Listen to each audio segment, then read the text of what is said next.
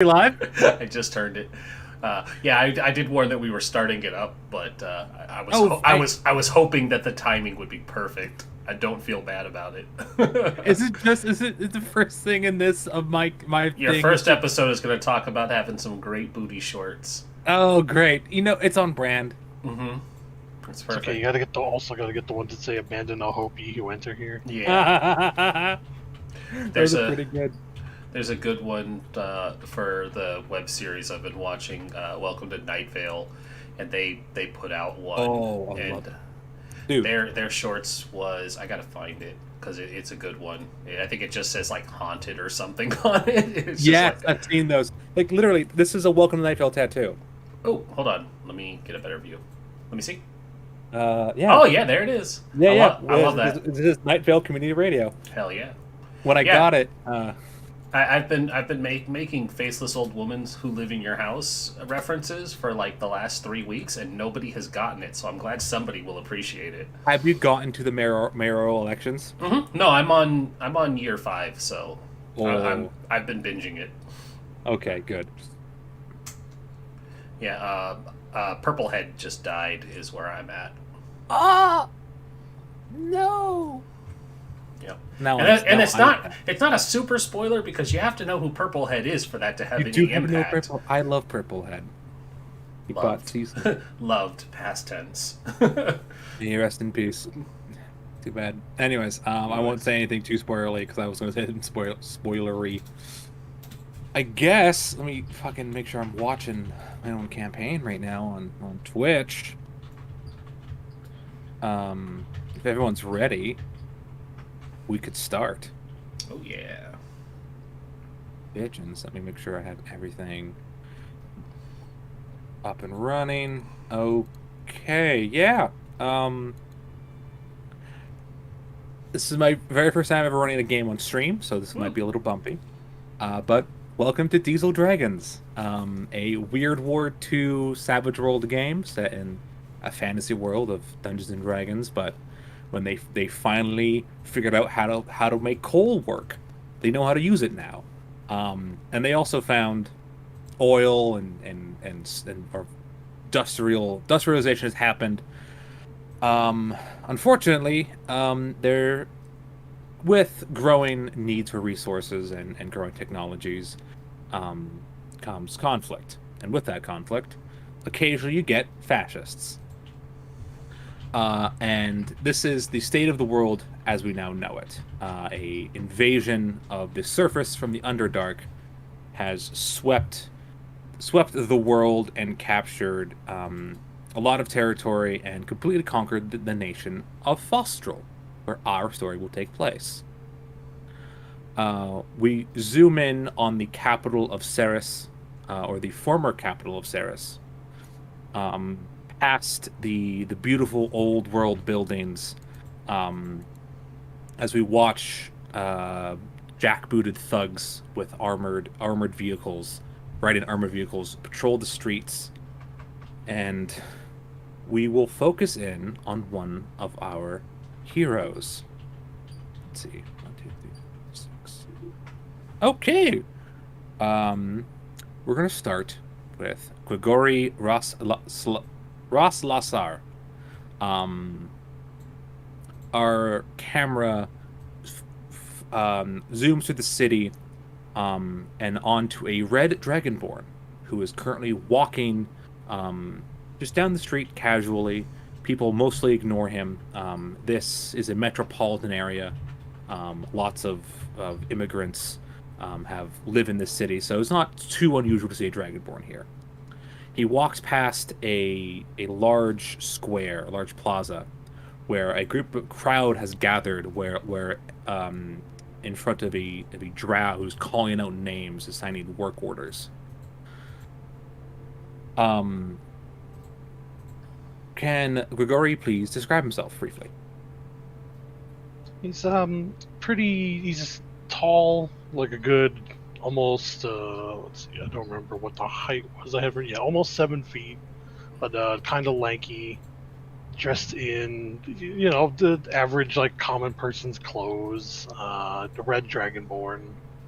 and he's probably talking with one or two friends that he's been keeping up with since the occupation. Sure.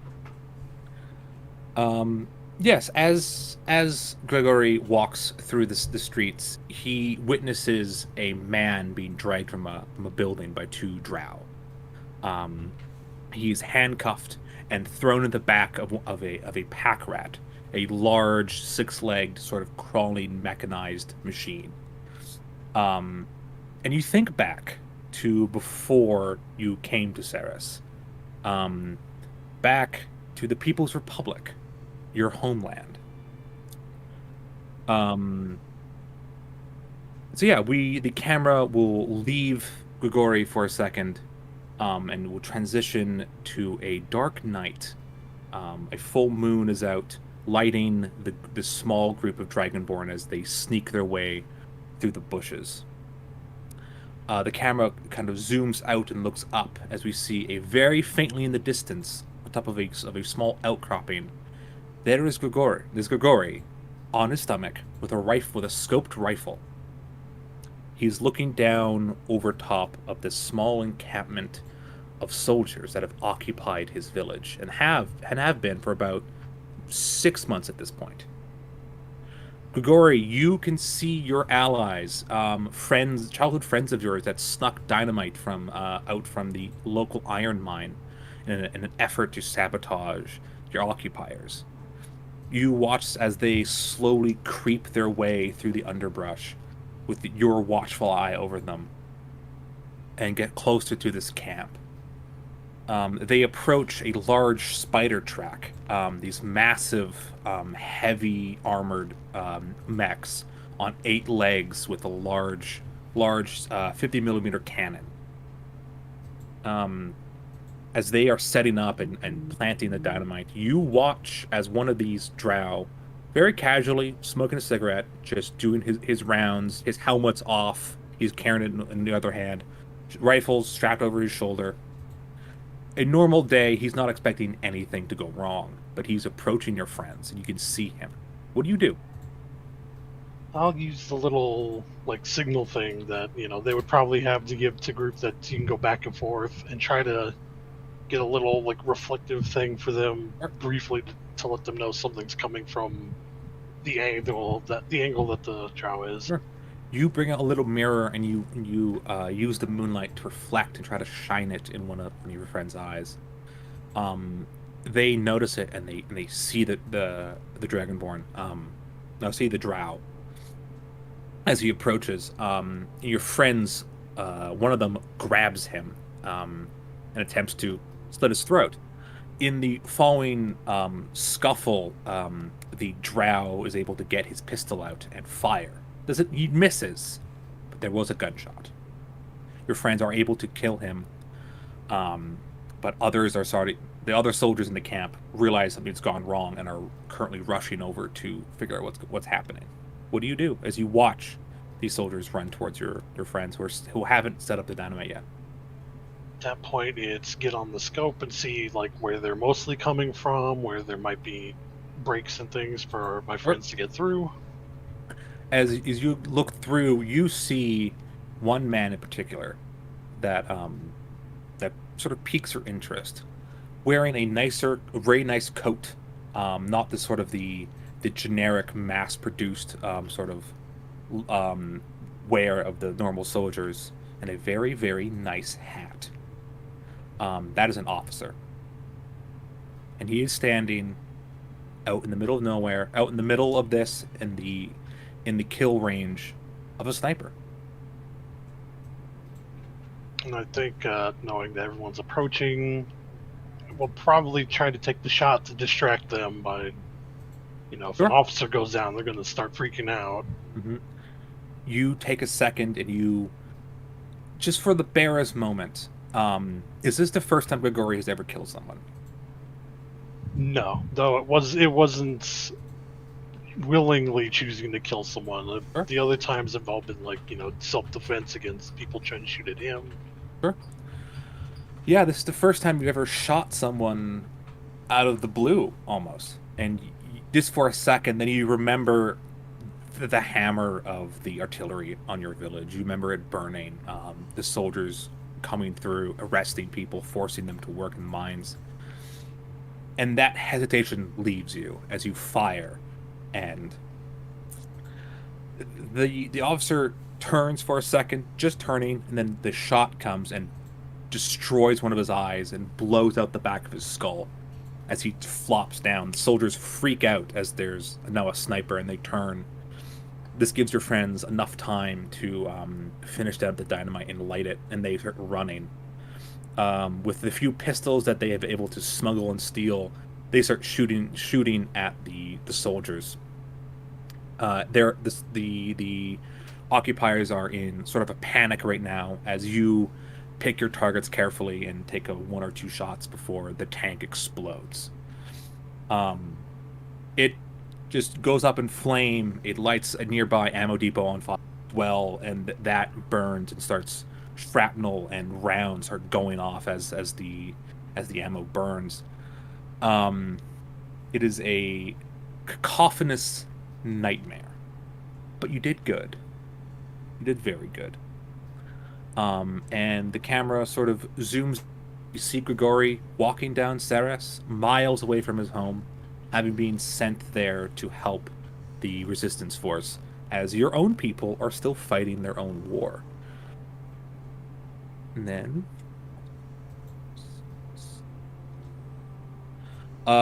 then we zoom out and head over to a bar. It is called the Black Cat Cauldron. It is a quaint little pub in downtown Ceres, and inside we see a elf. She sits at a counter. Rin, can you please describe Miss Goldleaf? Lieutenant Goldleaf. Lieutenant Goldleaf, Salathil Goldleaf, if that's the full name, is a peace officer currently under the Overdark Empire. His occupation forces, of course, their idea of helping maintain the boot of subjugation is by having locals also help maintain that boot, and reluctantly Lieutenant Goldleaf was appointed one of these positions. She doesn't take to it very well, and among the locals she's known to turn a blind eye or offer a helping hand when the drow are not looking. But when they are watching, she has a very good show of being a stern oppressor. So she kind of plays it two-faced. But she is an elf, long ears, tanned skin, as is the norm of the elves in this area, and then grayish white hair that makes her kind of stand out amongst her own people, as she does not have completely surface elven heritage. There is some drow in there somewhere, and that's what gives that distinction, and probably why they picked her out of everyone else. Sure. You sit at the counter of this bar. The landlord, his name is Francois. He's sort of that classic, or he was that classic fat like barkeeper trope. Mm-hmm. However, after about a year of rationing, he's definitely lost some weight, and not in a good way. So he's a bit thinner, a bit drawn, but he's still as jovial as you could be. And as you sit there and sort of wait for the about 3 drow in the corner who are enjoying their own drinks very loudly, for them to leave, you reminisce back a couple months earlier. You had been called back from the front lines. You had been there almost since the beginning of the conflict. You saw increasing action as the war continued. But every time it was retreat. Retreat and dig in, retreat and dig in. So eventually you were called back to the capital. And you were waiting with your comrades and your fellow soldiers for the siege, for the urban combat in the cap. It never came, however. one day as you're sitting in your barracks, you had your weapons with you, and you're just waiting for someone to shout out commands. Officers, particularly the ones of your particular company, were called to a meeting hall. All of you were told to dress in parade dress, so you did. You got in your parade dress and you marched to this hall. And when you were informed that the king has surrendered, um, and in walked in a about 10 soldiers, underdark soldiers. Their boots were shined. Their uniforms were freshly pressed. They were clean and presentable. And just after them came in one of their own officers, a tall, sort of very fierce woman, who marched in heel toe, and stood in front of you all, and asked that you all swear loyalty to what is now being known as the Overdark Empire. Your officers, your friends, people that you've known, some of them you've known since training. These were good soldiers. Were unsure what to do. This is, they were always told like never surrender, always fight. And now they're being told directly by the enemy to yield. What does Goldleaf think in this moment? In this moment, she's appalled, and she's not going to be the first one to speak up by any means. Sure. Everyone sort of waits for someone to break the silence. Someone does. It's not a man you know very well. You've met him a couple times, especially being sort of assigned to the same barracks. A good man, a good soldier. Hadn't had the chance to really get to know him yet, and he says no. It's the only thing he says. He looks the woman directly in the eyes and says no. This woman walks over to him and says to him, "I respect that. I can respect your loyalty." Takes her pistol, shoots him in the head. Puts the pistol back. She looks at everyone else and says, "Does anyone else want to defy me?" And the camera will sort of leave that room and return to Lieutenant Goldleaf sitting at the bar, remembering that man and his brave yet foolish attempt to resist. We move away from Lieutenant Goldleaf to the basement of this bar, the place where our three heroes want to all be. The only one there is a second elf. Shay, can you please introduce Tanjir? Tanjir is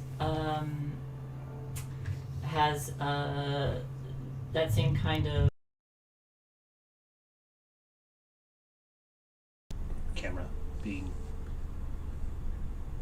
Yeah, hold on, because my thing's not picking up sound. Say something? something. No, it's not picking up sound. Hold on. I don't know why it's not picking up any audio. Oh, I can hear you. Now it is. Well, no, you can hear me, but the OBS wasn't. Through the stream, I could hear you. I just turned on the sound stream. Yeah, I was just watching the sound. It wasn't picking up anything when she was talking, so I just wanted to make sure it was working. Beautiful. It's working First now. episodes, you always have audio issues first episode. That's what I've learned. I've done like 6 first episodes of these things. Okay. Sorry, hon. I just wanted to make sure everything was good. Tanjir has kind of like a light brown skin. Of course, the trademark long ears. Her hair is a bit frazzled. Has a bit of has like a bit of a shine to it when the light hits it. Fairly short. But then she also has these burn marks on her, on both of her hands.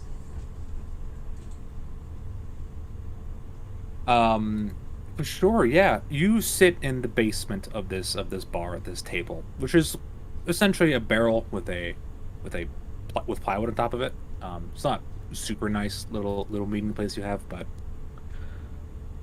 as you sit there and wait for your friends to arrive, you, like your two compatriots, reminisce back to earlier in the year. You worked at a hospital called the Spirit of Martel. Um, what were you there? Were you a nurse? Were you a doctor? I think she would have been a nurse. Sure. Mhm. So yeah, you were a nurse there, and as the war started, more and more battle wounds and injuries were taken to your hospital. At first, it was a couple that needed like expert treatment that were taken from the front lines, but as the lines fell further and further back and closer to where you lived, you got more and more injuries. Some of them less severe, as it was becoming viable to send them to a proper hospital. You heard on the radio one day that the front line was a day away from you, and the attitude of the hospital got morose and dark. Till one day, you look outside and you see a tank roll up or walk up. These large, mechanized limbed tanks, um, just walk right up to the front of the hospital. You see armored cars pull up, soldiers get out. There was a small battalion, or small platoon of soldiers that guarded the hospital. Seeing this, they decided to surrender to spare the hospital a gunfight. The sergeant of this group put on, again, a proper dress uniform to surrender to the other officer. Walked out, with his soldiers. They all laid their arms down, and they stood. And as they offered surrender, guns were raised and they were shot. The soldiers then stormed the hospital. Any patient that was a soldier was also shot. During this fight, grenades were thrown, a few improvised explosives were made and tossed, and by the end of it, the hospital was on fire. You were inside the hospital, obviously, and you had to witness some soldiers burned to death. From both sides, and you witnessed and heard their screams as they ran and tried to flee the flames. As you rushed outside and tumbled out of the smoke-filled building, you fell at the feet of some soldiers who grabbed you, pointed guns at you, realized you were a civilian, and then pushed you aside. You wandered back to your hometown, and scarred physically and mentally by the experience. The camera leaves this scene and returns to the bar, as Grigori enters, and as he does, he watches as the three, rather drunk at this point, drow stand up, sort of slurring and leaning on each other, still armed, leave the bar. And you see your friend, Lieutenant Goldleaf. I will learn how to pronounce your name. It's very complicated. You see your friend sitting at the counter, and as Francois sees these men leave, he turns to the two of you and says, "Your friend is downstairs if you want to go now." Thank you, Francois. Of course.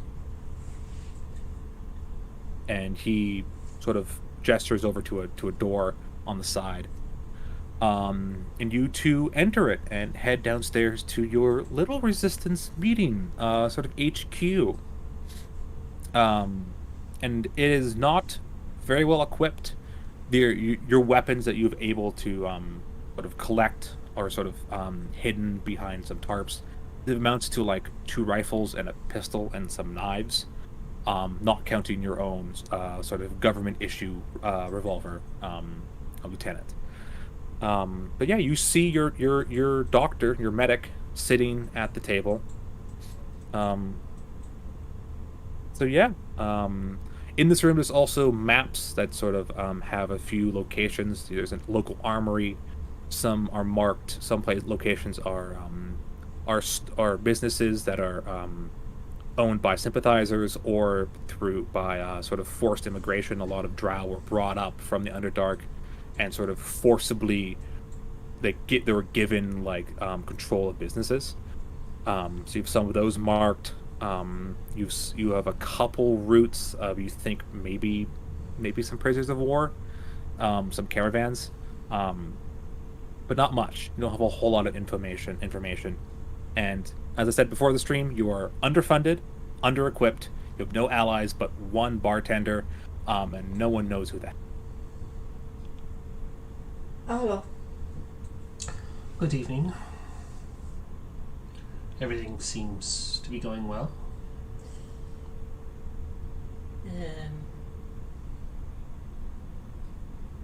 About as well as you can expect. Have you seen Gregory yet? I have not. Grigori entered with you, by the way. Oh, sorry. Oh, yes, Yeah. I have. He's right there. Yes, he's right here. Gregory, good evening. Evening. We needed a sniper to be quiet. Yes, if I had seen him come in, then he wouldn't be a very good sniper. That or I'm just so unnoticeable. Well, I mean, even being unnoticeable would mean that I didn't see you. It's all the same, really. That is a good thing for you, no? They took another one on the street. Oh dear. They are insatiable with this.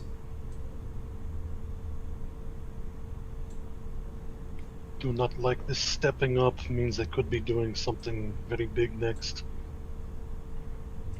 That was my worry as well. We should find out what they're up to. Do you have any inclination of that might be? Not at the moment, but I might be able to start asking around. Usually when taking more people off streets, more labor, probably more workforce on something big, building something, making a new building for something perhaps. Yes.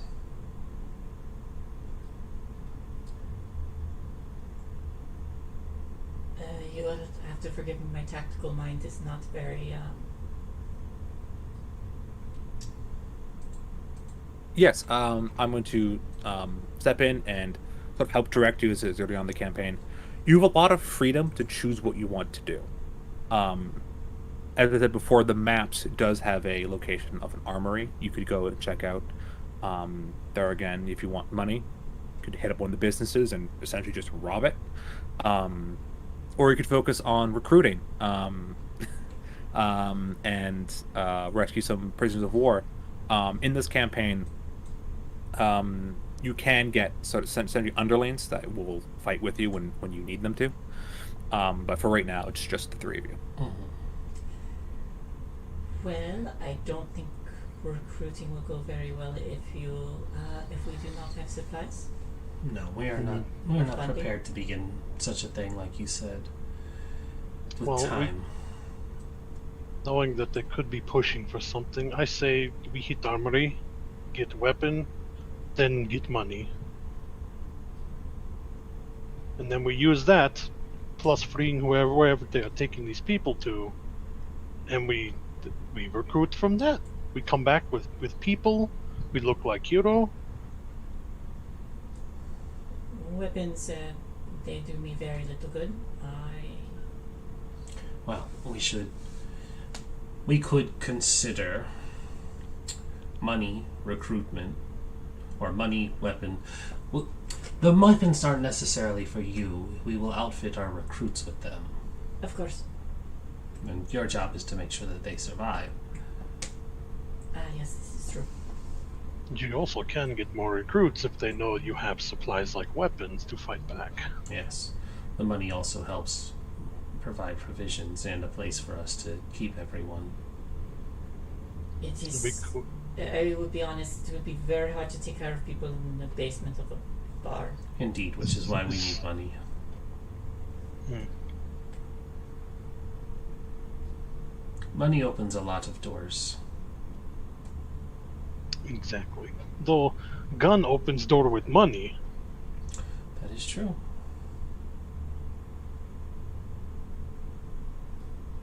That was an excellent line, by the way. Gun opens door with money. Um, so,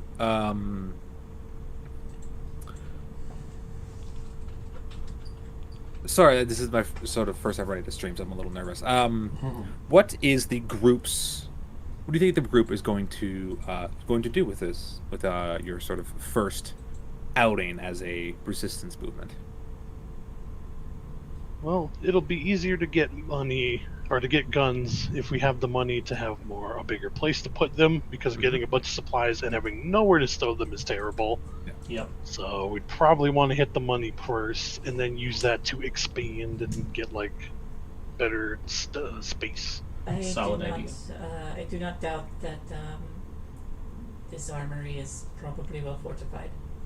That as well. If we get more money, get more supplies, bigger place, we might get more people to help with that. Then we use armory to go rescue people. As an option. So you're thinking of doing getting some cash first. I think the cash first is our best bet. Sure. There are several places you could rob in the city. Looking over, you do have a lot of connections, sort of currently within the city. So, for instance, like there is a jewelry store, but it's probably not best to rob if you can't fence jewelry. There is, however, there's a laundry that is run by a drow, which doesn't pay super great for its workers. Sort of a privilege that drow business owners get is they sort of exempt from certain labor laws for their employees. It is a heavy cash business. The workers probably won't put up a fight. It's not the biggest score, but again, there's 3 of you, and you have like 4 guns. So yeah, that's an option. If you want to go a little bit bigger, you could probably try again. If you want to go for it, you could try the jewelry store and just rob them of their cash or their vault. I have a question. Yes. Is it possible to get like ongoing residual income from one of these businesses if we are able to place? No, because that won't work. If you're, You could, if you so desire, purchase a business. If With you the have money we steal. with the money, that is something you could with do the money we steal. with the money you steal. Yes. Okay. Again, currently you guys are very underfunded, so that's a very good, interesting thought. I didn't think of. I don't think there's something in the rulebook that would for OD businesses. It's just what it's what the business is on the surface. It's actually Sure, a yeah. bunker. Yes, no, that is a very interesting idea. I encourage you to pursue that goal, but for the moment it'd be pretty hard to with your current resources. Okay, so do we want to steal laundry or jewelry? Could rob them, but we must make sure that not very frequented by people, at night kind of thing, when it's quiet, easy to get to. Or I do have a. Can they both be robbed? if you want to try to rob both, yeah. We Fuck could. it, The problem is we would need space between. If you rob one, they know other place with money, other place with money, possibly hit next, put up security. So we would rob maybe laundromat, and then a couple days later come to other place, like that, the jewelry store. We don't want to draw too much attention. Not yet, anyways. Plus, it will give us time between robbing laundromat jewelry store to find fence for jewels, All right. because it's not easy to find someone that buys stolen jewelry. That's true. I understand. It makes sense. I imagine a laundromat not very well defended, so we shouldn't need too much. So, Just enough to scare and overpower a simple guard kind of thing. all right. If you get hurt, I will make sure that you do not die. That is very reassuring. It is just the three of us, so. Grigori, are you comfortable being closer to the action?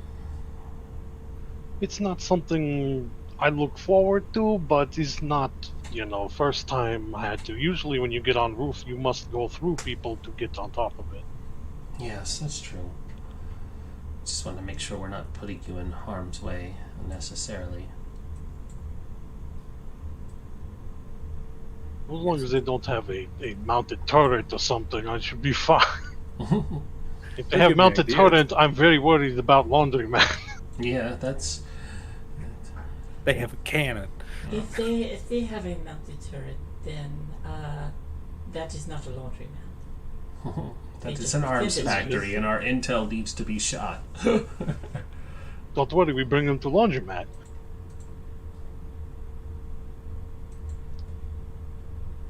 So, you have all Unless- decided. Sorry. Oh, go on. Unless they dry clean by firing the clothes out of the cannon. That is a thought. Oh. Just flash dry it. Just Super fucking like metal way to do laundry. Fire it out of a cannon. it's Anyways, air dry. Yeah. you have decided to rob a jeweler store. Look at your map But the area. laundromat. And the laundromat, yes, but I feel like you're guys talking about doing the jeweler store first. Well, we need to we'll rob the laundromat and then look for a fence while we wait for the heat to die down so we can rob the jewelry store. Okay, so that's where I got confused. Sure.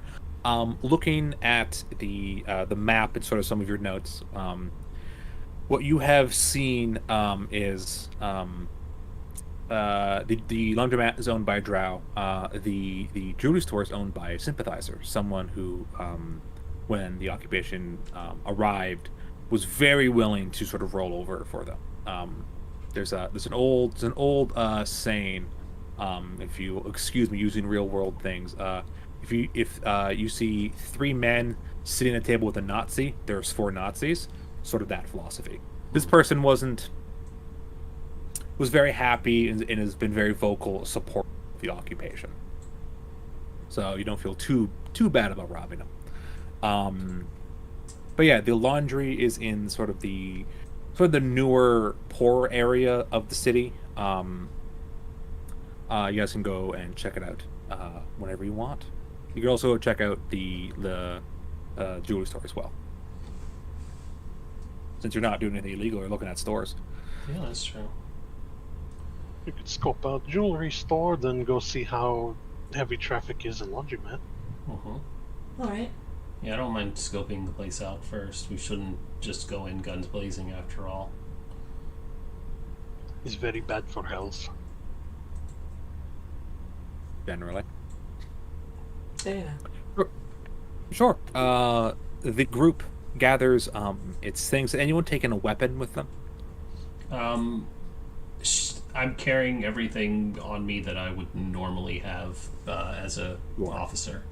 So it's Yeah. not unusual for me to have my sidearm, but Yes, as an officer of the law, specifically a local officer of the law, You probably wouldn't receive a rifle. You probably couldn't carry that around, but you can carry your sidearm with you. Yeah, Absolutely. the revolver is what she carries on her most days. Grigori, you can't carry a rifle through the city. Neither can Yeah. check the name. Neither can Utan, as it is straight up illegal. You can carry a knife if you can hide it easily enough. Like I think Maybe for get caught. Grigori it'd probably be really easy too, because he's got the big heavy kind of like poor commoner looking outfit, so he can tuck a Yeah. knife under some stuff pretty easily. some good Russian peasant clothes, for sure. Does Tan carry a weapon? Nope. Fair enough.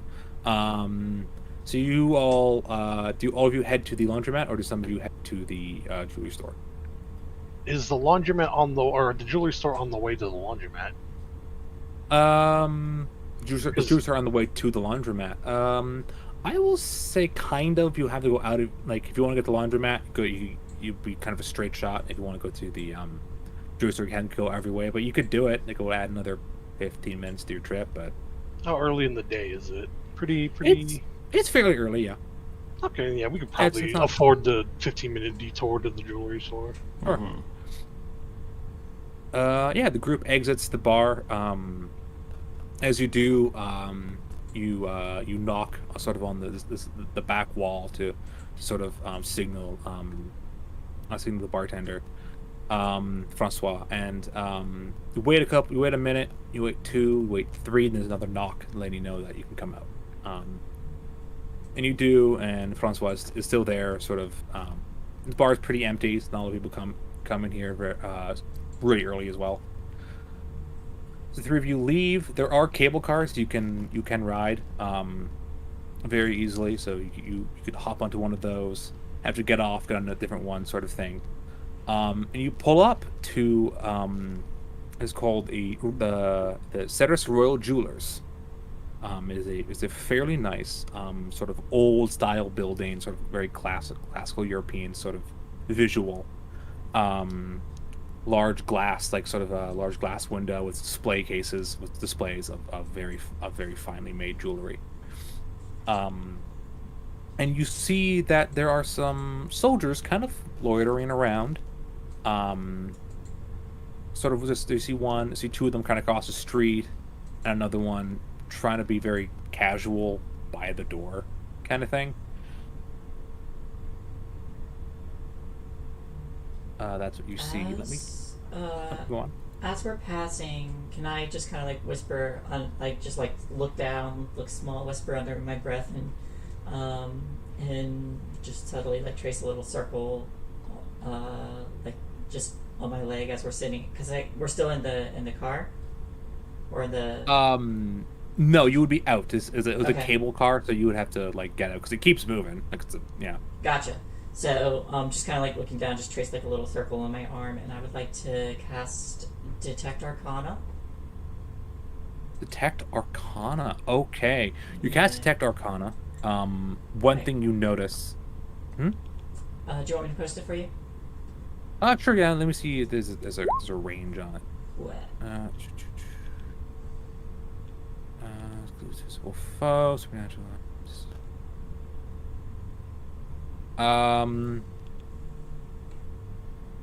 Okay, yeah. Which of those rings in there is the Ring of 3 Wishes? The Ring of 3 Wishes.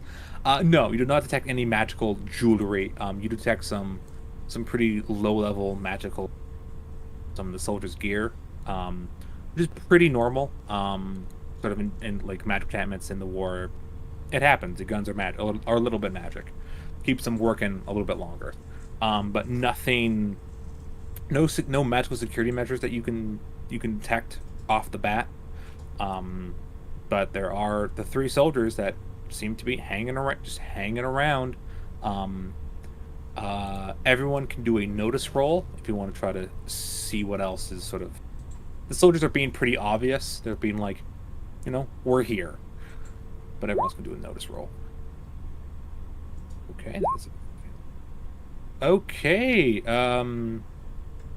Yeah. Tan and Grigori, as you sort of walk past, kind of look over, kind of try to notice things. On the inside, there is a very well-dressed man, sort of standing very prim and proper, sort of off to one side, probably like the in-house security guard. Grigori looking at these soldiers, they're probably being paid by the jewelry shop to keep an eye on things. Which you would know, Gold Leaf is pretty common. A lot of these soldiers are bored; they want to be out fighting, so getting a chance to play gangster is pretty appealing to a lot of them.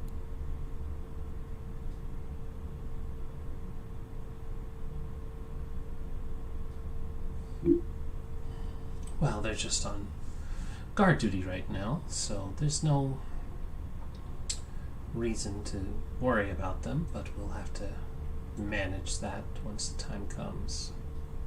I do not sense any magical defenses. That's good. They're probably expecting the muscle to help. Yeah, simple. Just 3 soldiers, enough to intimidate most people.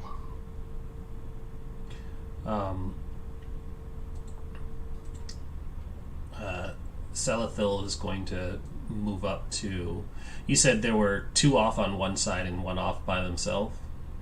2 off on the other side of the street, and Grigori, with your notice roll, with your ray, you see like they're smoking, but they are looking over every once in a while and kind of have clocked you sort of being there, but they're not doing anything. They're just like, oh, they're walking past. And you sort of have the privilege of being accompanied by an officer. So they're like, okay, everything seems kosher. Yeah, we just look like either we're being escorted or this officer's, or we're on the level of the officers with us. Yeah. So right now you're not in danger of them coming over and like trying to rough you up a little bit. But there's 2 across the street and there's 1 sort of hanging out by the door, sort of leaning against the wall, sort of playing with his knife, sort of like trying to be like look tough and like clean his nails with his knife and kind of looking at people. Selathil's going to tell the other 2, just keep continuing down the street. I'm going to get some information. All right. Okay, we will take a back alley back to Main Street for the laundromat. We'll take our time. Specifically, she's gonna make it look like she was giving the 2 of them directions, because we don't want to be associated, because 2 elves and a dragonborn stand out as a description. Sure. So she's gonna kind of be like, yeah, you're gonna go back that way, hang the right, and that should take you back to where you need to be, so that our casual conversation doesn't look like anything more than casual conversation. And when that's finished, she's going to approach the one who's guarding the door. Thank you, officer. Carry on and keep your head down. For sure.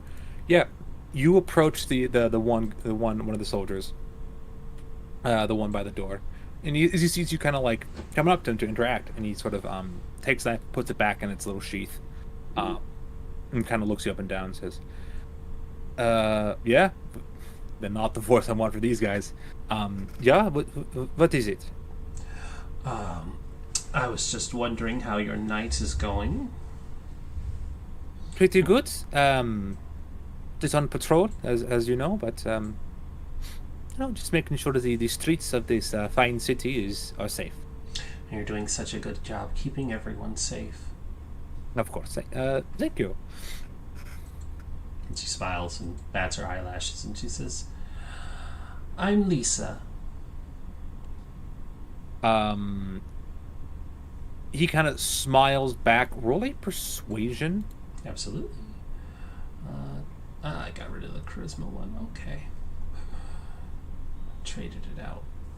Yeah. That's technically still a pass.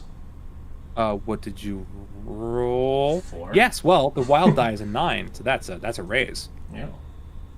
The man's the soldier kind of smiles and extends his hand. Going to be a very official, like meeting of 2 different official people. Says, my name is Sorn. Sorn. Yes. Nice to meet you. SORN. If you want to put that in your notes. I will do that because I'm bad with names. Where I almost forgot the innkeeper's name moments after I gave it to you. Don't worry. where am I get able it. to put notes on this sheet? At the top of your sheet, Oh, next to the little there's a new notepad. picture. I see it. Sorn. Sorn. Sorn. Yes, and I will actually write that in my own notes, just in case he comes back into play. Guard. Looking at these things, is the bonus die the one that's always on the right side? Is that always a d6? Yes. So to explain a little bit, the wild die is for special characters like yourselves, the wild cards. So so you will roll your stat and your wild die, and whichever one's higher is one you take. Oh. It's sort of a bonus you get as a PC. NPCs don't get that. And it's always a d6 then. Always a d6. Yeah. All right, got it. Thank you. Yeah. And then it can explode when you roll the highest number of dice. You can roll it again and add it together. It's fun. Anyways, all right. Mechanics talk over. Rin, yeah. So Sorn shakes your hand. And says, well,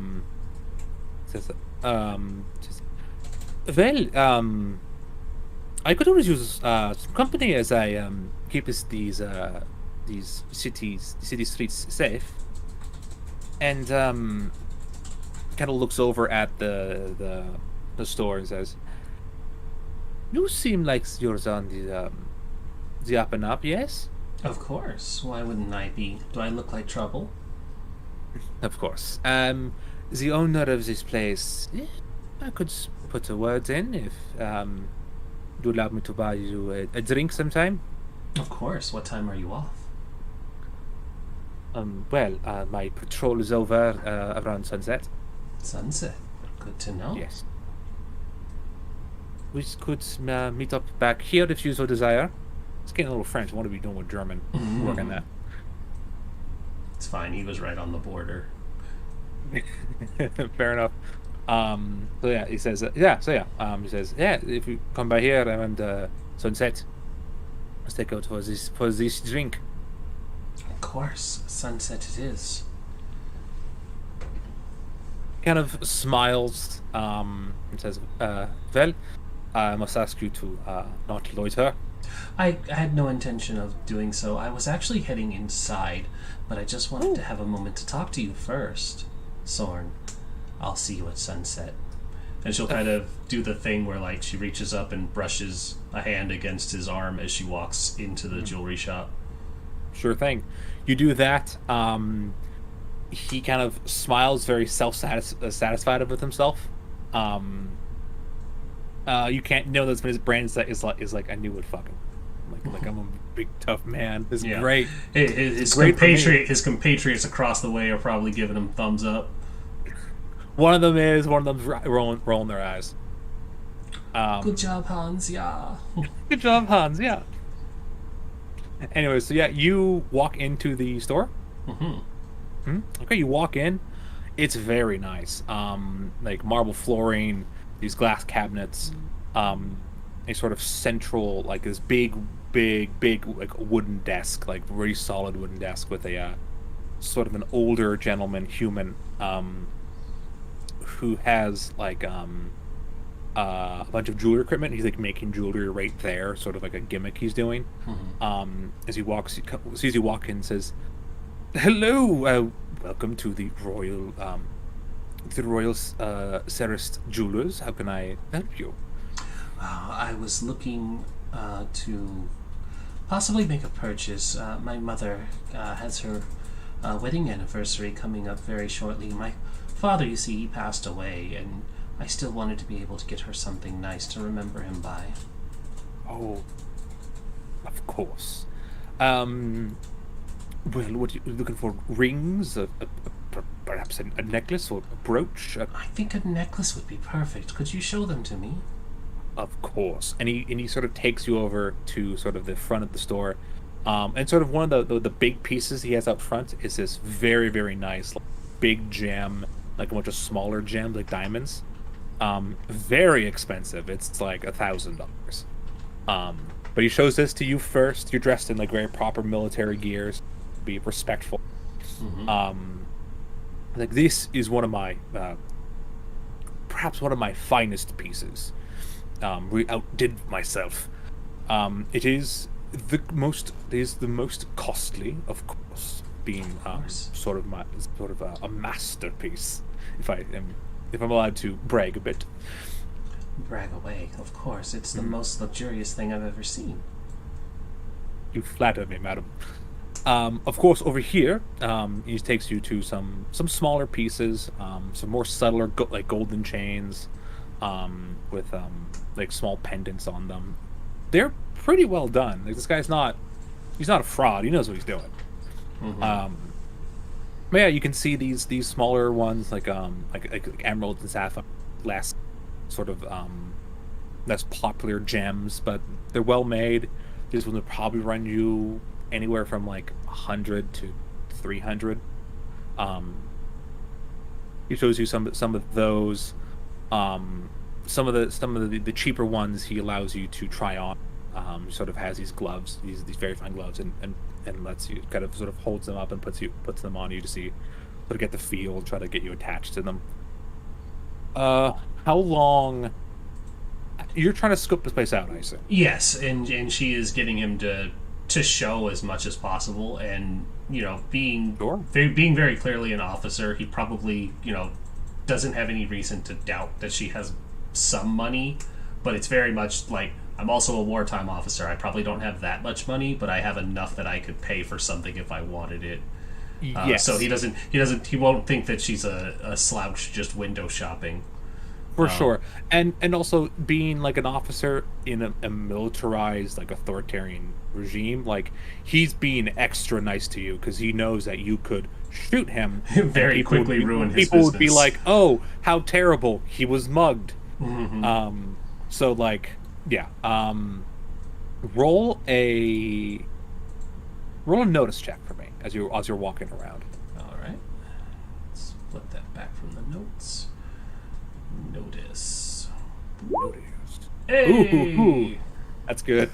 So yeah, with a 7, that is a success.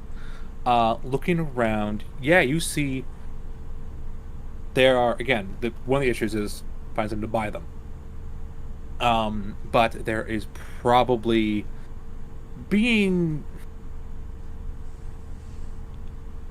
you're not super familiar with sort of criminality.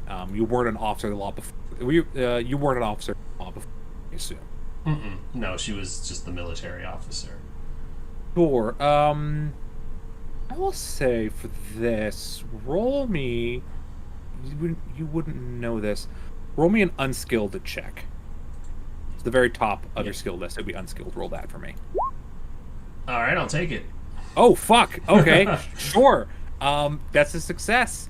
Having joined the sort of criminal sort of the law enforcement, you had some training. It wasn't great. A lot of it was just like hit him with a stick, and if that doesn't work, shoot him.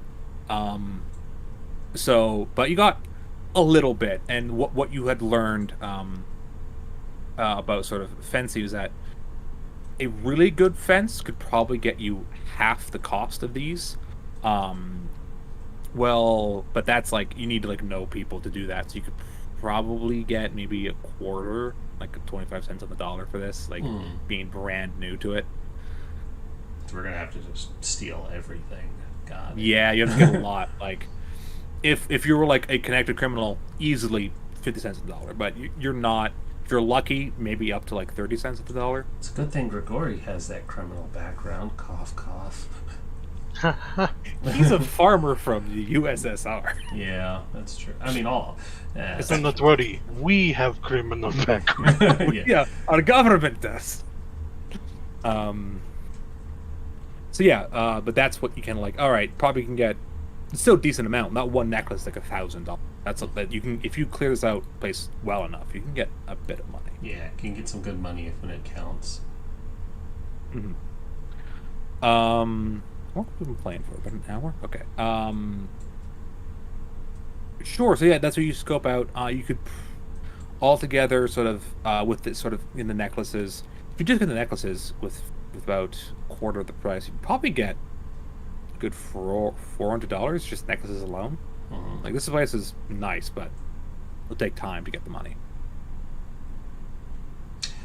So she's gonna pick something, something with an emerald set in it, and I know I'm gonna kick myself for this later, but I'm gonna get the money back if we don't fuck this up. So she's gonna put $50 like as a down payment on this, Sure. and just be like, she's saying, you know, because it's not uncommon to do installments even for like a 1940s. So absolutely. she's like, you know, this is the down payment I want on it, and you know, when my next pay allotment comes in, I can finish it. But it's just to keep that lie with some bit of truth, because she is in fact putting money into it. So this guy's not going to have any reason to doubt the officer who came in and paid money for it. So she's just adding to the lie. So I'm just adding a white truth to the lie. So I'm going to put $50 down on this bauble with the intention of getting my $50 back. Fantastic. Afterwards. For the audience, they all have $50 to themselves. Brandon is officially broke. Yeah, I'm broke now. You pay the $50. It is a very nice little pendant. He takes it out of the display case. He puts it in a little box, and like we'll put it somewhere safe so other people will be like, oh, I want that. But he takes the money. Says he sort of writes you out a sort of an order with the remaining price. Remaining is $75. $75 more, and you can buy it legally. I should have put insurance on it too. Insurance on it. Part of it is that like if it's damaged or stolen. You will get your money back. Because like, yeah, he's a good business. He's like, it doesn't happen very often. Like, well made. I keep good. So unlikely that I'll be robbed in the next couple days. Yeah, it's so unlikely. So yeah, he gives you this note. It has his name, the name of the business. And then you have to sign it, and it has sort of the agreement, like you'll come back within 2 weeks to pay the money, and if you don't, he'll keep the 50. Excuse me. So yeah, so you finish up talking to this guy and getting this sort of legal document signed. Just look at the names again. Let's call you Lien. Tan and Grigori, are you waiting for your friend, or are you headed down to the one? What we did was probably, using those directions in case somebody followed us. Went down to like where it would pop out at the corner, and look for like a small shop just to get like a something to eat, maybe like some bread or a sandwich. Sure, absolutely. There's a small cafe that has sort of like little treats you can buy for like $1, $2. Probably less than that, actually. I don't know 1940s money. I'm from 2000, and I'm from the 2000s. Knowing he's from fantasy Russia, he's probably looked for the biggest, cheapest thing you can get that's filling, like just something big and bready. Or you can get some like older bread, like a big loaf that probably for like 50 cents. Just a giant loaf of bread that's been out, like didn't sell. You can get that easily. That's just a stale piece of bread. Yeah, it's good filling. It's a stale loaf of bread, not a stale piece of bread. That's just a stale loaf of bread. It's like a rock. Well, I mean, it's easy for me to eat. It fills you up. You like some? The inside is still soft. That's pretty soft. How can you even get to the inside? If you drop it, and you just crack a rock open. And you see he like kind of like pushes it until it like breaks in half almost, and he like pulls out some of the inside fluff. Like, here. Oh fuck! I love grungy peasant dragon. Oh, I'm very happy with Grigori. This isn't even the crepe. I sample it. Yeah, it's stale. It's stale bread. Like it's bread. It's edible. It's not moldy. It's just kind of bland. Boring. He's like usually be soup, but carrying soup and bread while walking kind of awkward. Yeah, you carry a bag of soup with you and you throw it at the cops. That's a true story. And then you beat them with bread when they try to get up. It's fine. You beat them with the rock hard bread. Okay. Yeah, Or, don't. You know what? If you hollow out the inside of the bread and then you do, and then you put the soup in it, hot soup. Don't Oh attack. man, This is okay. we're creating Panera Bread in occupied fantasy Europe. This is great. Okay, I'm going to Soup step in in bread. and say it is the official stance of Party Web Game. Do not attack the cops with a bread bowl. Exactly. First off, those are way too expensive. You don't want to waste your money on perfectly good food. Look, Don't do that. look, we can open a bread shop soon. We just hollowed the top out. You put soup in, then you have hollowed area or hollowed plug as snack. Perfect. We make lots of money. A whole lot. Your two friends are inventing Panera Bread right now. That's what's happening. That's fine. That's Yeah, fine. That's fine. Bread They bowls have for this. everyone. They're sharing this shitty bread. And This bread is wonderful. I don't know what you're talking about. it's not bad. It's not great. It's okay. Compared to bread at home, this is high quality stale bread. Oh, so, but yeah, you've pretty good Landon bread, brother. Landon bread. Anyways, you return. You were sort of waiting for Salathiel. Salathiel. I will get that eventually. Salathiel to return, and about 5 minutes as you sort of sit down by this little bakery, and are eating food. Salathiel emerges from the corner. Hello. Hello. I see you found the directions just fine. Figured we'd take a break. Very good. I was able to place a down payment on some jewelry. Mother should be very happy with what I find. Oh, was it nice? It was decent. Well, I am sure she would love it. Mm-hmm. Come, let's talk and walk. We don't want to be discussing too much out in the open. Of course.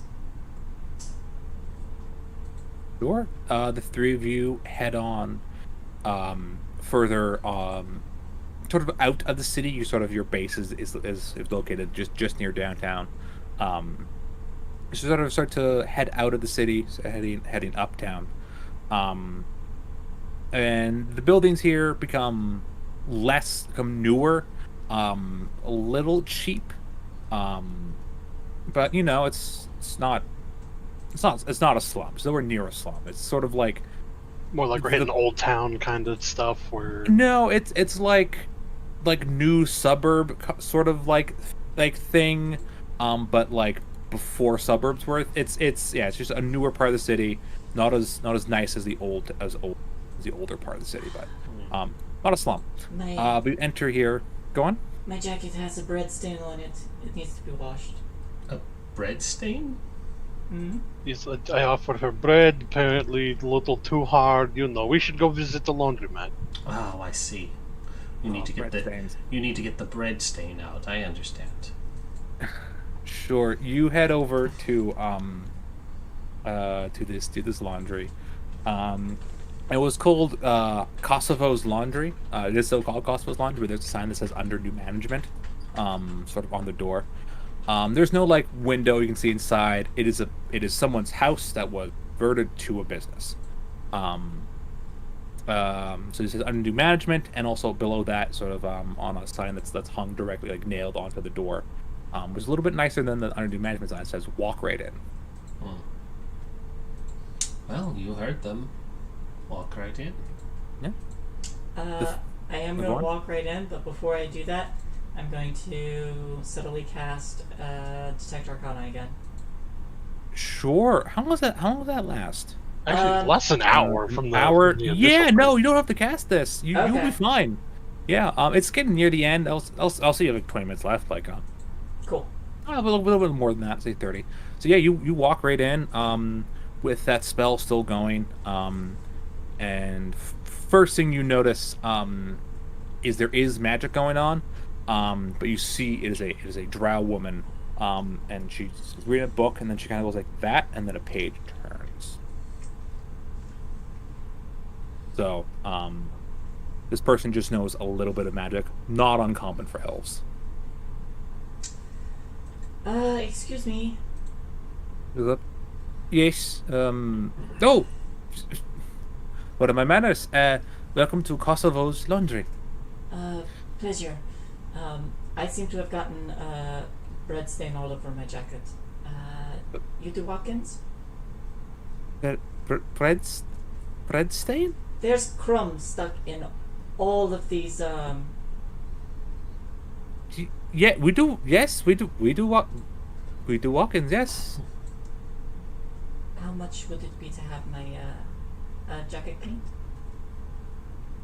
She kind of gets up, kind of moves around. And kind of manhandles you a little bit. Kind of grabs you and like looks at your Oh. coat. How nice is the coat?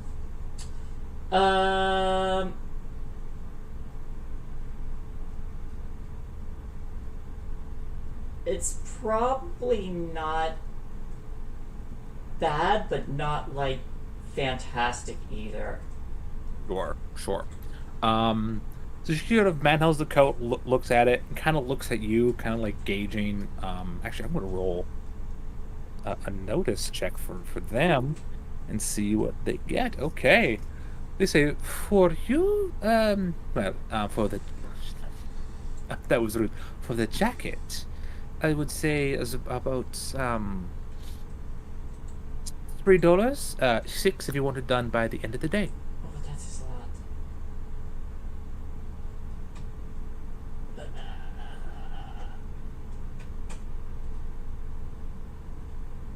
Okay. Yes, please. By the end of which rather, if $3. The $3. Sure. And Around simply how noon tomorrow, we'll make sure to Un- return the coat to you. Almost Brando. Understood. Thank you very much. Of course.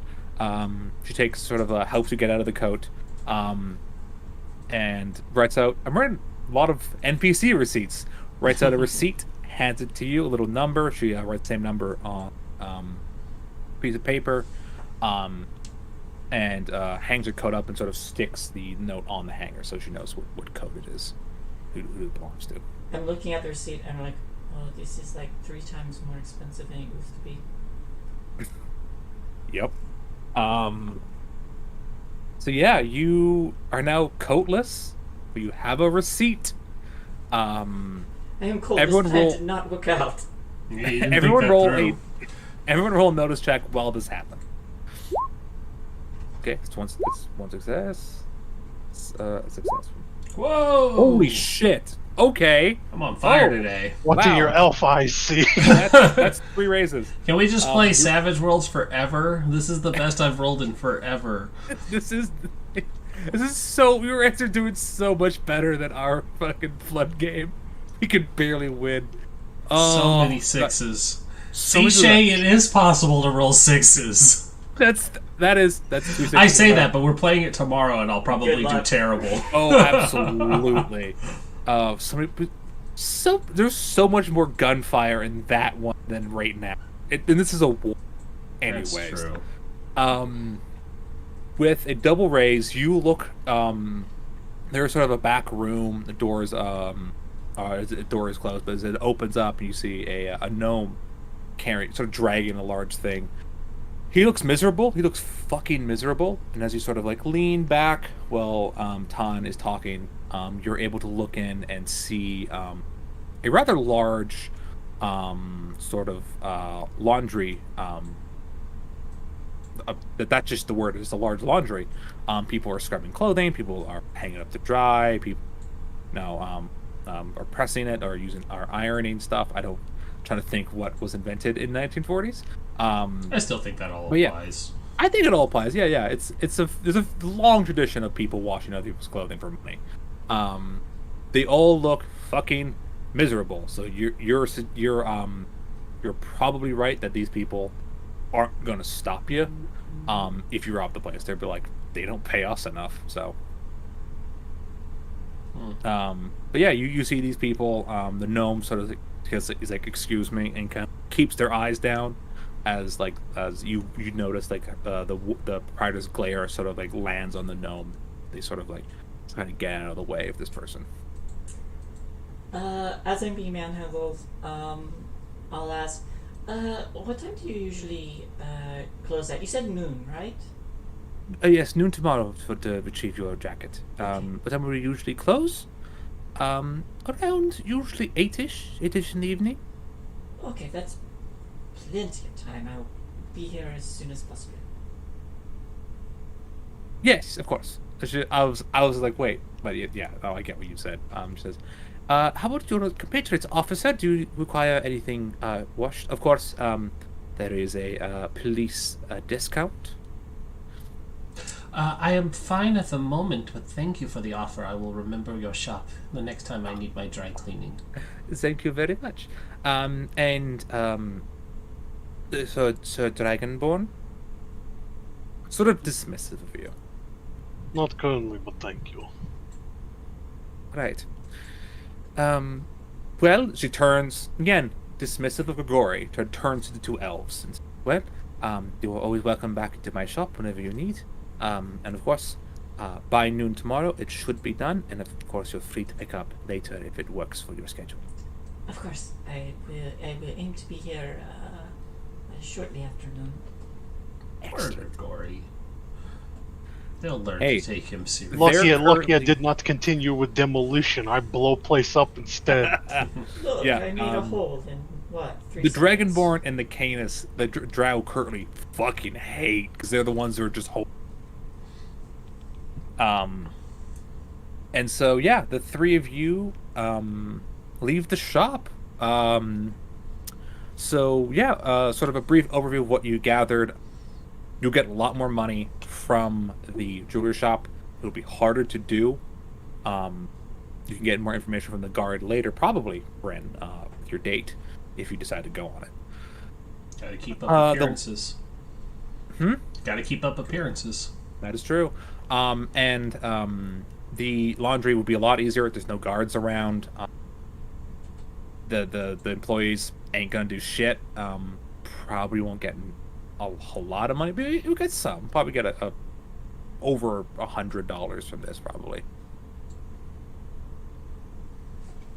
Entirely up to you guys. So what is the group's plan now that they've sort of scoped out? You have a lot of the day left. You could, for instance, you could check out the armory and look at that as you sort of, if you want to check that out as you're out and about in the town. How far away is that from the laundromat? That is pretty far away. It is sort of it's definitely deeper into the city. Sort of the core of the sort of power. But you can check it out. We could split up and do that since it's going to be far. Mhm. I can handle my information gathering while they scope it out. All right.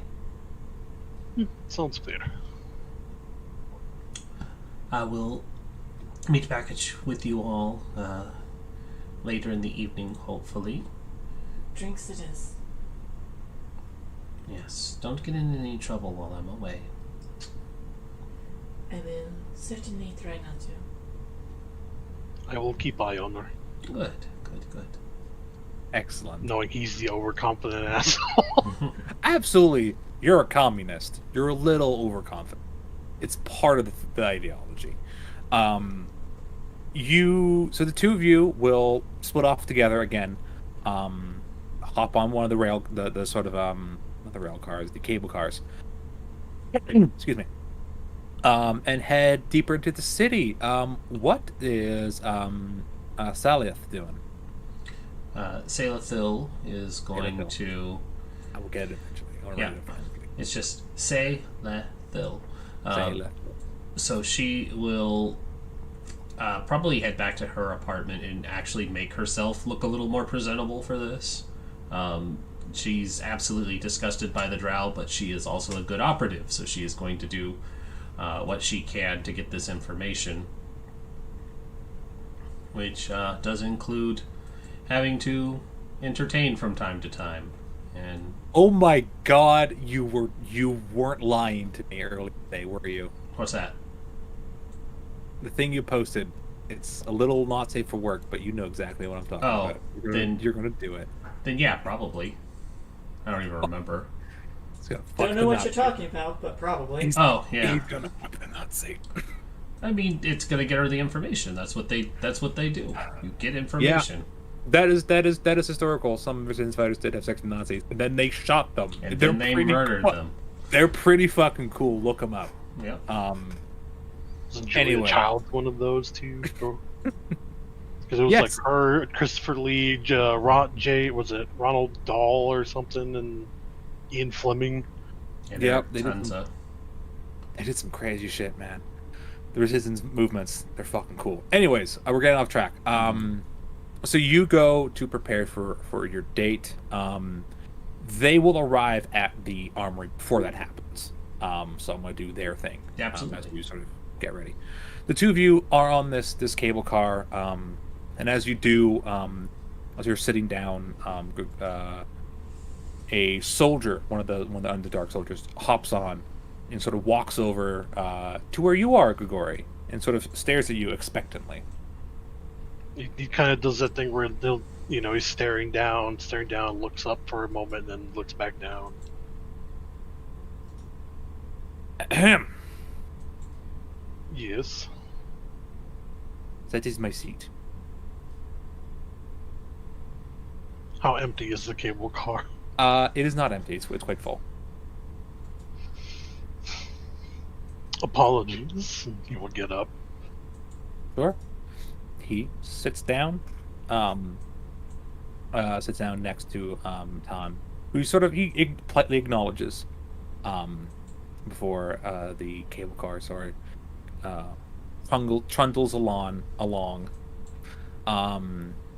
And yeah, so you guys spend the time necessary to get to the armory. The armory itself, there are two parts to it. There is the ammo depot, which is a separate place, and then there's sort of where they keep the guns. There is ammo with the guns, but it's not a good idea to store all your shit in one place, because as Grigori knows, it explodes real good. So both of you roll a notice check for this to sort of scout out and see what's what. Doot, doot, doot, doot. 9. Excellent. Tan, as you are walking, you're looking around, and Grigori has done enough sabotage you know what he's looking for. You're not quite as familiar with sort of this aspect of the job. So you're not... You see Ben with guns, you're like, that's bad. Grigori, with your rays, looking around, it is fairly well guarded. It is not as well guarded as it probably should be. You're pretty deep into occupied territory, and there's not really a resistance movement so far. You're sort of the sparks of it. You're sort of the beginning of resistance, and so there's probably looking around. You see two guys sort of standing by the door of the ammo depot. There's two more of sort of the armory itself. There's one guy very lazily, his rifle kind of strapped over his shoulder. Again, not very painfully close attention. Sort of trundling around. Sort of one guard to patrol the grounds so far. And there's probably maybe depends. Like there might some people might be using them as sort of like a place to hang out. So as you're looking around, it would be probably harder to rob than the jewelry store, but definitely not as hard as you first feared. You have to be careful. You have to be subtle, but you could do it. Yeah, and as they're just kind of, like wandering around looking like just people enjoying a walk, he'll speak quieter so she can hear it without being too noticeable. Far less guards than I thought, which means perhaps that thing of them building something new might be true if there is not as much security here. You think they are occupied somewhere else? Possibly they might be building a new work camp or maybe new armory somewhere. But lots of vantage points. Like, and he's gonna look around and see if there's like something high up he could get on, like a hill, a building, a treetop that he could overlook, like most of the front or most of the outside area. Sorry, can you repeat that? I got. He's gonna like he'll look around like from the opposite direction to see if there's some tall place he could use as like a vantage point. Oh, very smart. Sure. We'll use that notice roll. Having you roll, it's fucking boring. Looking around you, there are some buildings. You see that some of them are like shop and then residential places, or on top of them. Looking around a little bit more, there's a sort of a larger structure. It's a little far away, so it'll be harder to sort of give sort of oversight over Goldleaf if you're going to do it that way. But if you're able to get into one of those residential places, you could probably keep a pretty good watch, but those are pretty close though. So if you do fire, they're gonna find you quick. Yeah. Well, if we could find a way into one of those, and he'll kind of like motion up with his head, we could at least get better view. Maybe find a place to take a shot or two if we need to. A lot of people seem out in the open.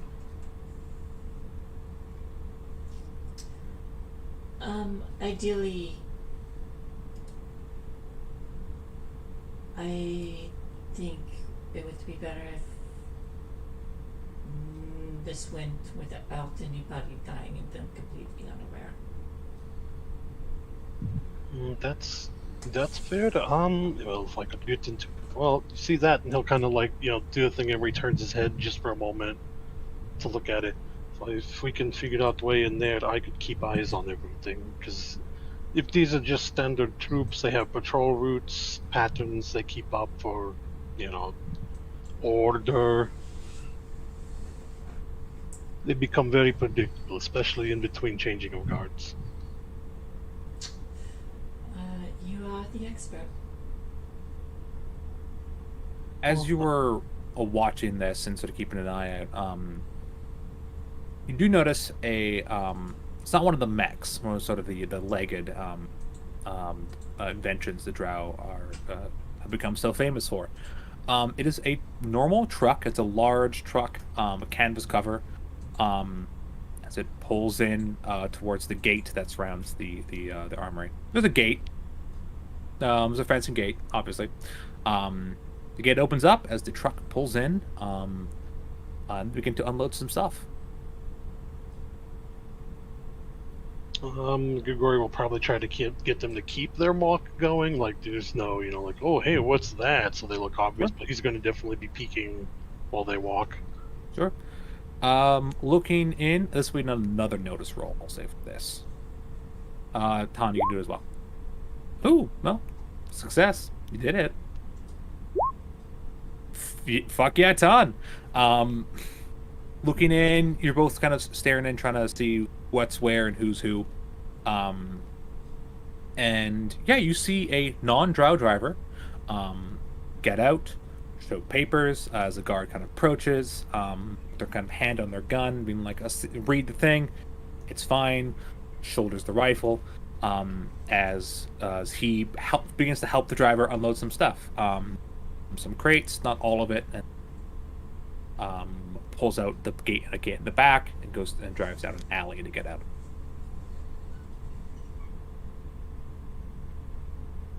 So that's what you see, Todd. I'll lean over and just kind of like whisper what I noticed. Do you think it might be easier to sleep in if we had a reason to be there? Wouldn't that be too hard to find a way to make delivery here? You could stow away in truck, in crate. Could be driver.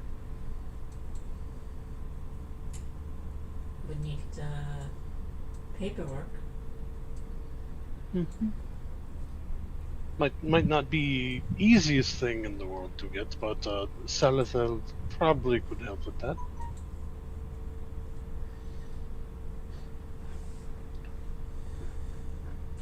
Was non-drow driver, so they trust at least civilians with paperwork. We just need paperwork, really.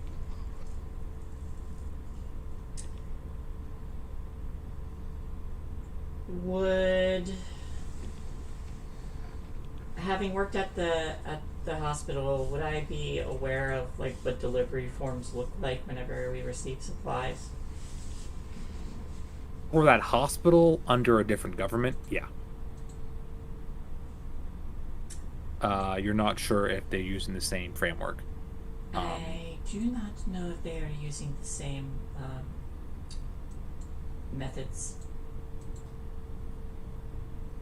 Did the crates look familiar, like things, when he was back at home and they were occupied bringing supplies? Would they look like a similar sort of like crates or setup kind of thing? Roll for me common knowledge. Just to see if you can figure this one out. Okay, where are all the skills? Good. Yeah, no, fair enough. What is a common knowledge roll? Because I'll just have to roll the straight dice. Yeah, roll common knowledge. Is it- Common knowledge is if you have trained in it, you can do it, but it's D4. You don't the -2. It's not technically untrained. It's strange. Yeah.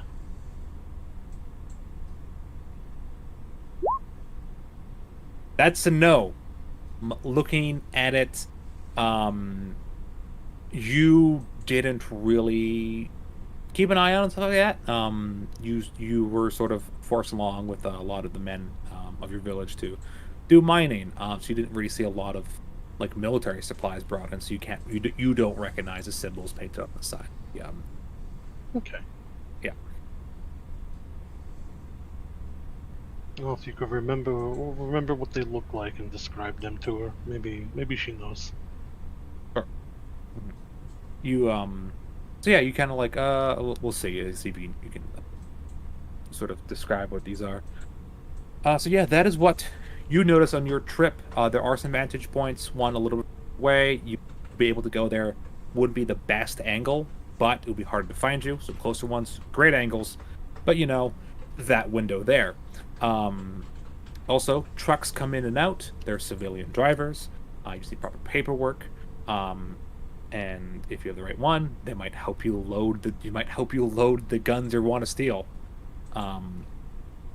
But going as you sort of leave that area, so you don't raise too much suspicion, we're gonna go skip forward in time a little bit to our girl. There was a thing posted in the chat. I'm gonna look at our private chat to see if I can say Salalith. Yes, Nope, no. Salathil. There you go. Sailor. Yes. I'm sorry. It's part of it. I am dyslexic, so That's fine. yeah. Space I will it out. Space it out. Yeah. Salathil. There we go. Salathil. So with Salathil's Ooh, passwords. Haha. You. Sorry, my brain just turned off for a second there. You get ready for your date with the fascist. Do you wear nicer clothing? Do you go in uniform? Nicer clothing, not in uniform. They don't need to keep Fair enough. associating me as an officer. Haha, I can't remember who I am. I am a different person. Hashtag oh no. AOL password. You know. So yeah, couple hours. Disregard, I'm just going to flood that out real quick. Sure. There's a lot of exploding dye you're wasting. I There's a know. 27 in there. Jeez. Well, cheese and A crackers. critical failure. That's fun. There you go. That's good to get rid of, too. Mm-hmm. No, fair enough. So yeah, you wear slightly nicer clothing out of uniform as you return to the jewelry store, and there is the there is the guard. He's still there. Actually, no. I'll say that he has left, got into sort of his nicer dress uniform. He's still in the uniform because Nazis are weird. And he says, glad you have returned. I said I would, didn't I? Of course. Sort of presents his arm to you. And she'll take the arm, wrap Excellent. around it. He takes you, sort of walks with you, and as he is the enemy, but he is unfailingly polite and cordial. He's not too untoward towards you. He is acting like a proper gentleman. He's a perfect little dictator gentleman. Absolutely. So yeah, he is. So yeah, he takes you to a nearby, not really a bar, more of like a wine place. So it's a little nicer than sort of dingy, yet homey HQ. The wine he orders is in fact Drowish wine, which is you learned very alcoholic because being in the dark your entire existence kind of depressing. It's a little stronger. With that, he knows that, and he underpours you. He pours a little less than you would with regular wine. Again, very, very polite, unflappingly polite. Any questions you have for him during the conversation? No, she is actually going to treat this very casual to Sure. not arouse any unnecessary suspicion, because if it were me, I'd be a little suspicious if somebody just started asking a ton of questions. What are your movement patterns during but she does ask about his work, the very casual, like, what is it like being, just a guard here on the streets, tell me, Sorn, I saw you had some compatriots with you. I am surprised they were over on the other side. Do they not enjoy hanging out with you as well? Or is it just sort of a disbursement for ease of security? It seems strange.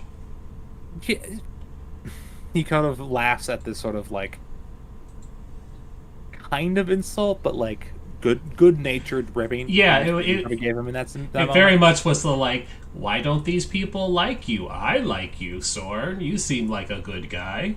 Sure. And he laughs and says, having too many men with guns by a door of a business tends to scare folks away. Oh,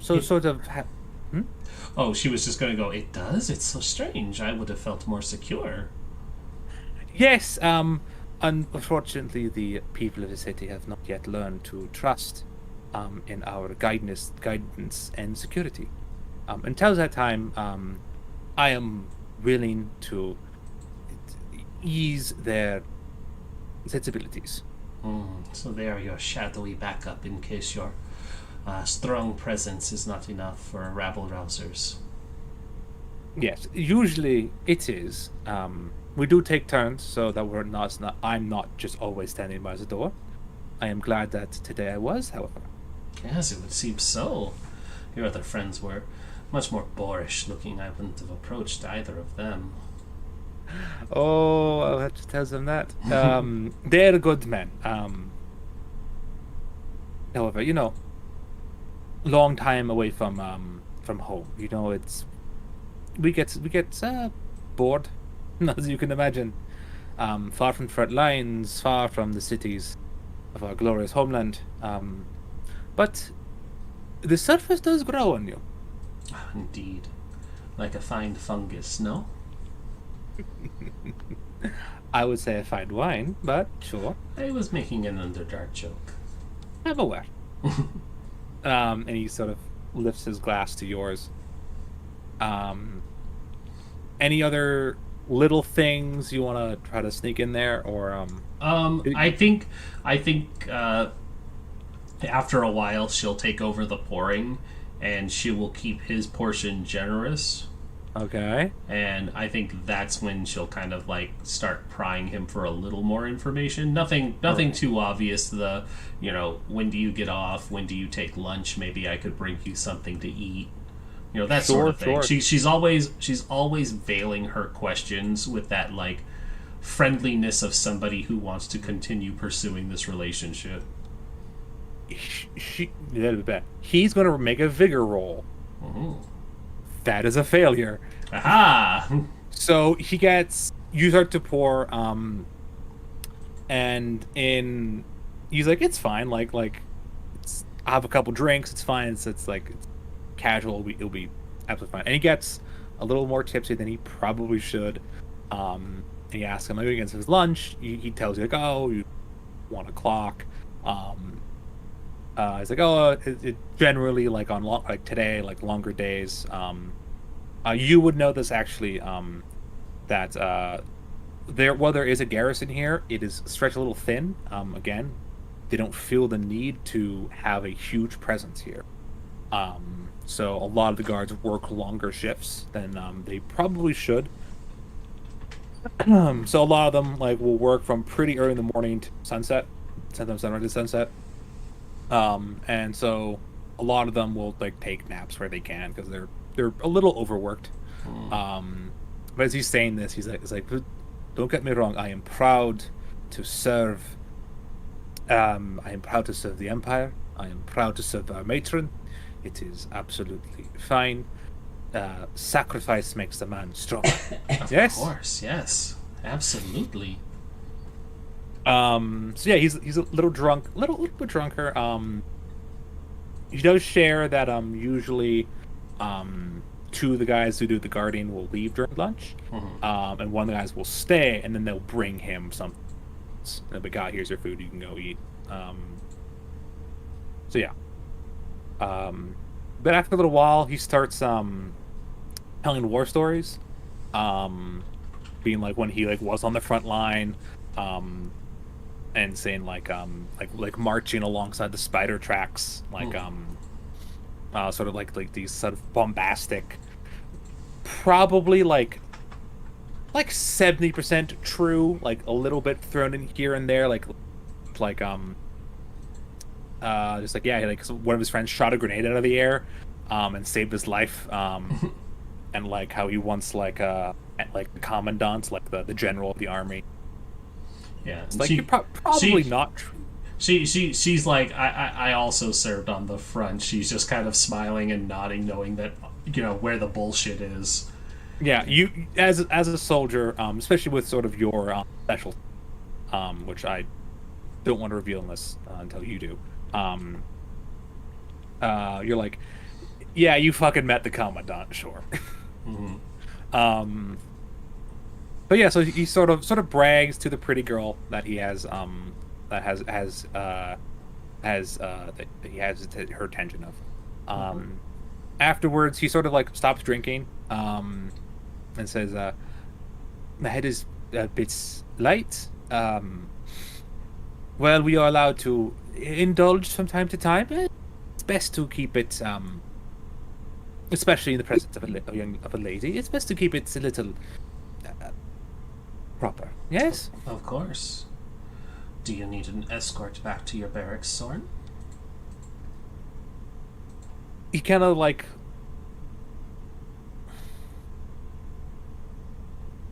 he agrees. He's trying to figure out like, oh, is this he's trying to figure out if this is going to continue. You see the drunken man face of like, am I getting laid tonight? But yeah, he agrees. He stands up. He's not stumbly. He stands up perfectly fine. Kind of keeps his hand on the table for a second. Offers you his arm again as the two of you exit onto the night. And he is brought back to the barracks.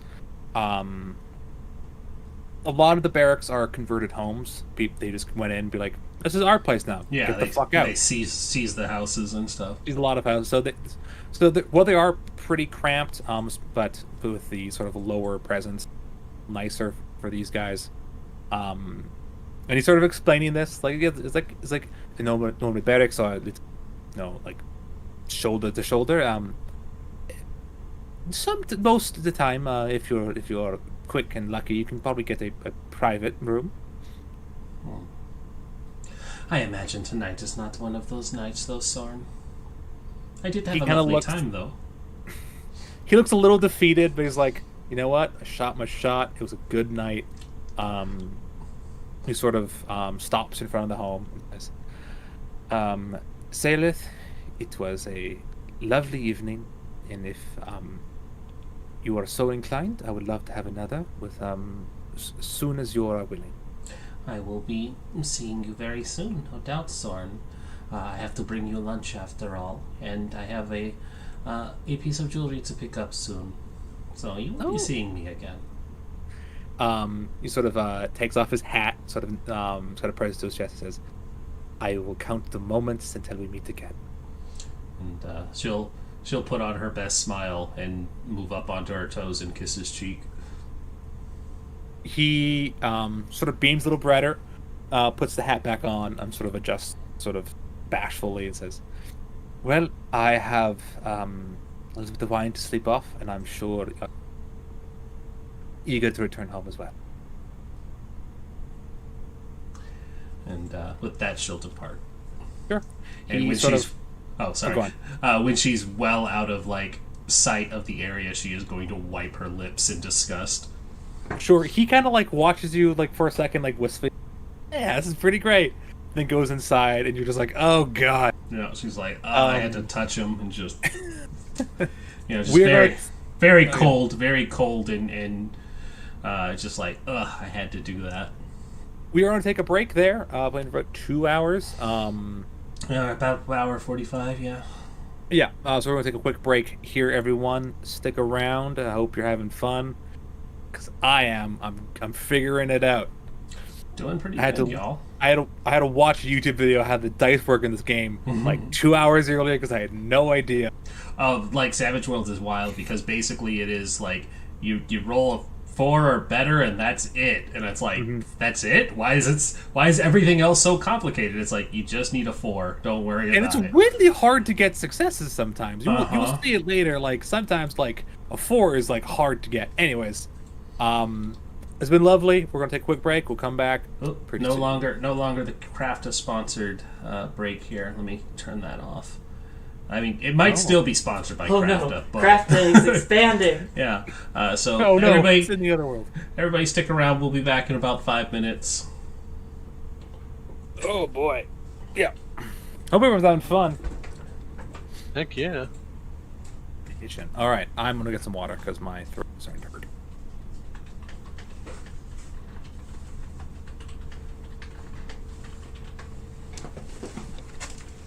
It's so warm in here. I'm gonna turn the AC on.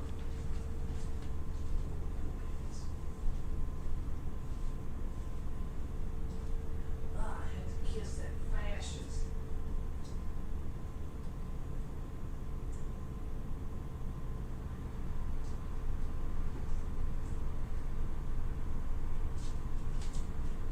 Can't kill him yet.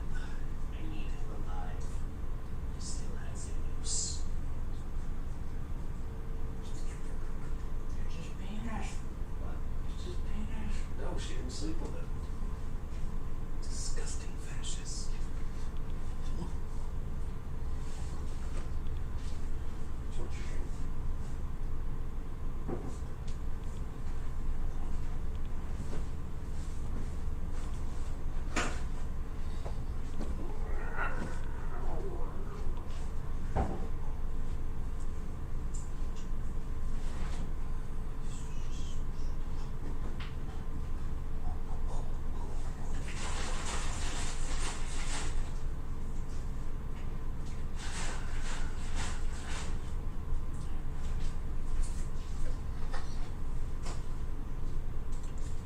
Yeah, that checks out.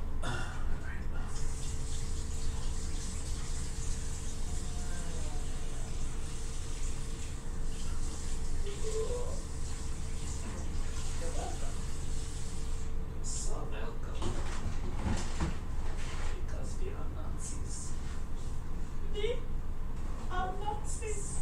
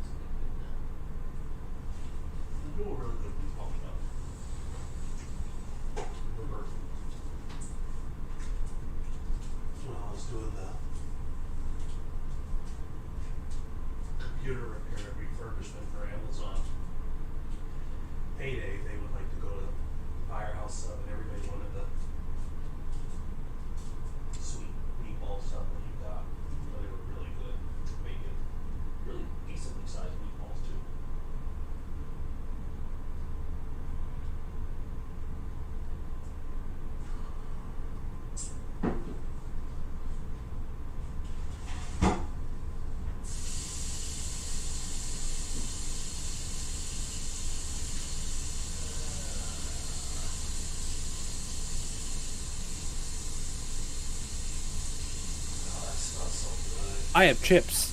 I will not be Yeah. in there during stream, but I have them now. Pick up some fighting skills. Dido See- has been harassing me maybe just be more this entire time. I wonder if What has she been doing?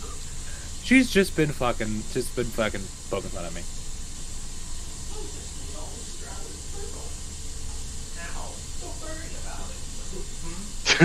So, oh no, what? Just read the chat where she goes, shh. So they can hear us. Battle the harasser. Oh god. So, I've been perfectly nice, Ghost. We don't have an HR. I'm fucked. Well, so I'm eating chips up at Crunch. Let me know so I don't. None of you don't like it.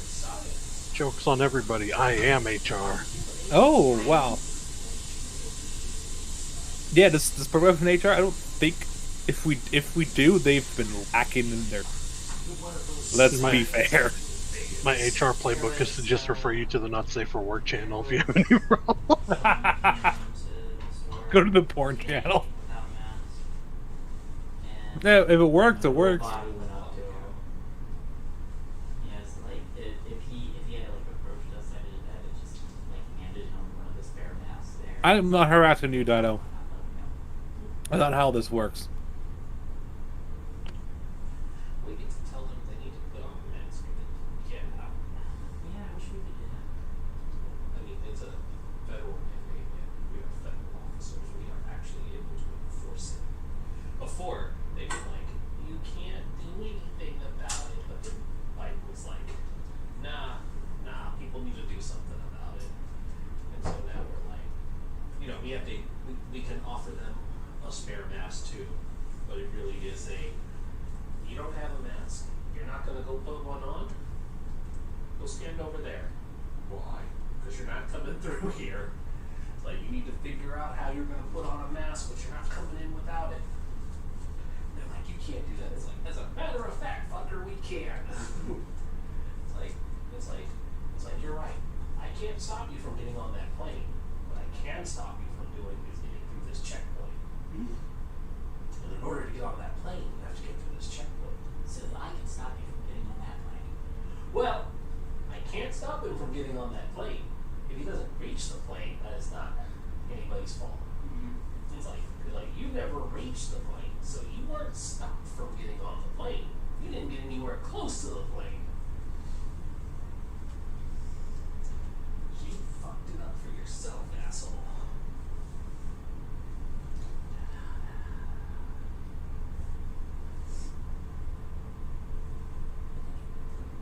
Right down here.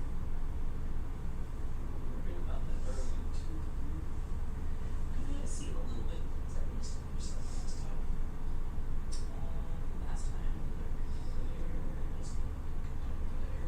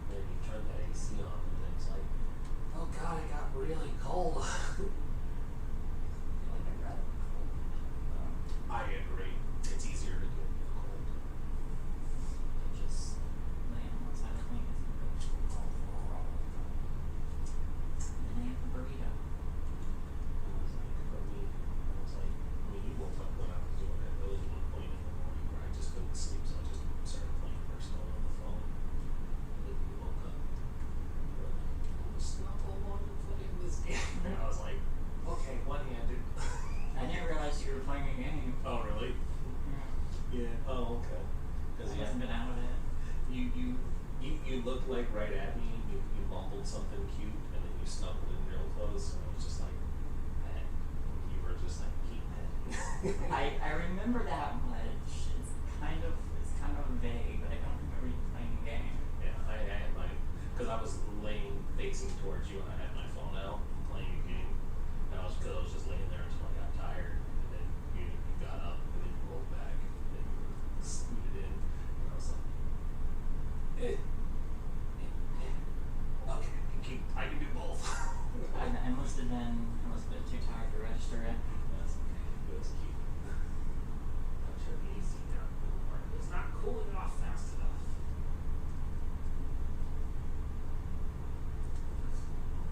Okay. It will get cold. Captain Cold. It's outside the all smelling again. Okay.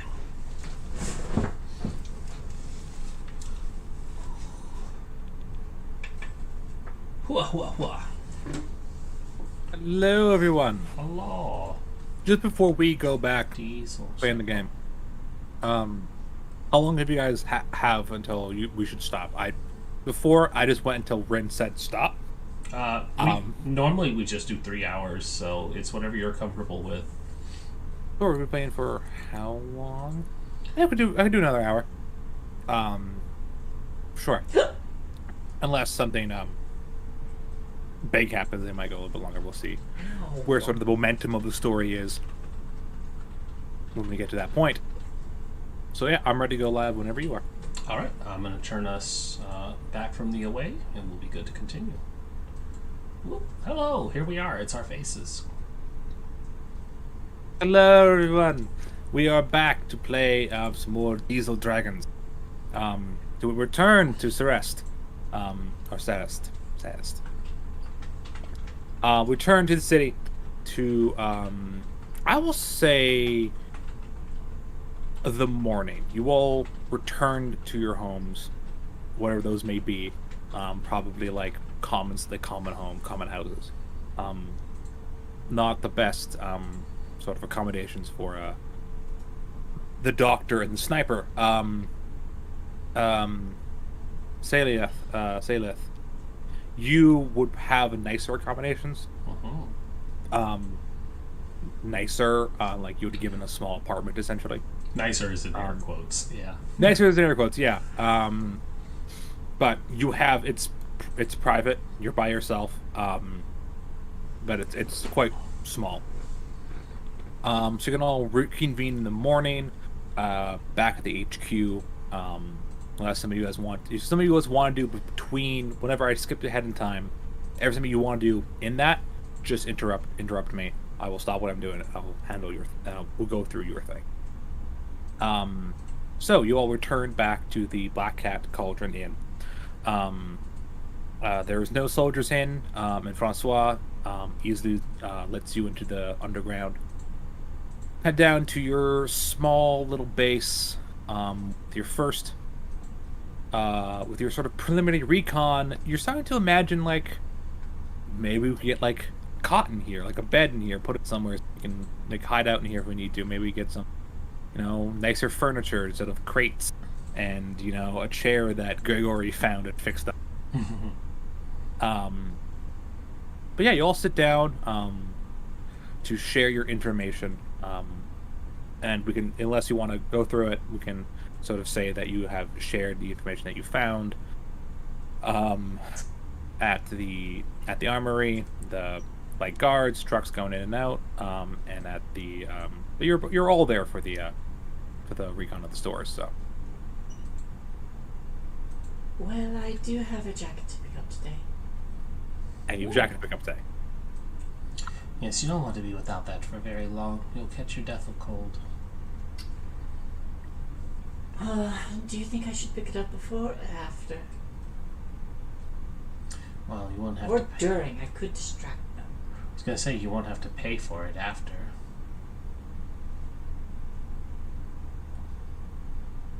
It is expensive. Quite. She was rather gouging you on the price. You didn't even try to negotiate. I don't feel like I could have. Maybe not. She might have given better deal if I wasn't there. Apologies. It's also possible. I made my displeasure but lack of interest in conflict known. Hmm.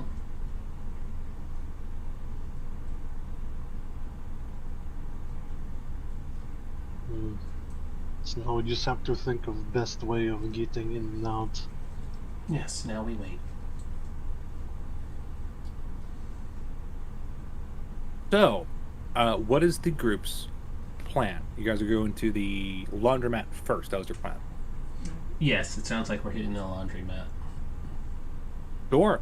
For a little bit better of a layout of the structure, from what you can see, the cash register is kept sort of in the front room where you met her. If you spend some time, you could probably try to find the safe. If she has one, probably check upstairs. You would assume, which was closed off to the public. As an option, you could also steal some clothing if you so desire. If you spend some time, you could probably spend some time watching it. You probably see when some guards aren't nearby, and do it then. How violent you want to get, entirely up to you. So, just a thought. I don't have a silver tongue, but I could legitimately go to pick up my coat while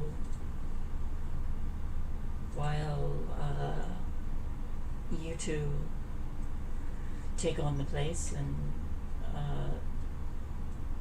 acquire funding, and then next time, if they do associate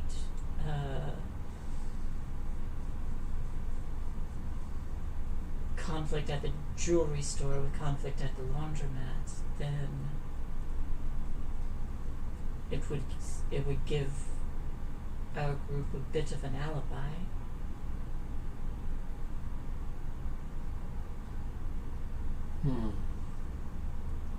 May not be worth it. I don't know.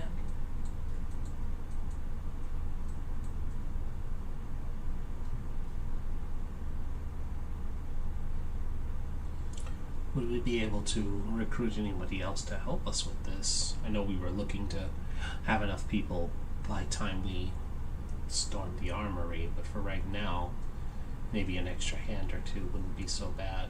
Would you like to recruit the people at the laundromat? They seem awfully miserable. An excellent idea. It's a good fucking idea. It's a really good It'd be idea. too hard to sway the downtrodden, as I might know. Very easy to motivate people who do not like the people over them. Yes, that's an excellent idea. Really, very excellent idea. Landon bread, brother. Landon bread. Tan, you have the makings of a tactician within you. We I should don't go know there about and that, see. But, thank you. Yeah, I like that idea, guys. that's fucking good. Let's head over to the laundromat, and we could probably do. Well, we could do the same plan for the jewelry. We could just get your money back when we rob the place. So, Yeah. let's do it. So, quick question though: should I go in the front and request my coat? Yeah, Like yeah. goes We'll through the do back? we'll do yours like normal, and then we'll try and I'll try and talk to people on the other side. Okay. Sure. Grigori, what is your plan in all this? What's your part in all this? What will you be doing? That's a really good. I probably would go back with Saladel to talk to them, because they might be intimidated by somebody they've seen wandering around and as an officer. But if I'm there to be like, no, we're totally with you guys. Don't worry about it. And if there are any communists there, I am a party member. Or a party member. Sure. Let me actually look at what that exactly that does for you, because that is a Gives it me does like give a you +2 charisma when I'm talking to other party members. other low partners, Soviet citizens, promotion rules. Right. Sure. Good. So yeah, the group heads back to laundromat. You head out. And head on down to there. Tan, you enter into the front. There is the proprietor of the store sitting there. Again, reading her book. She sees you walk in. This is after your code is finished. Hello. Hello. Of course. Could I see your ticket, please? So I know which number is yours. Of course. Give the ticket. Read it for a second.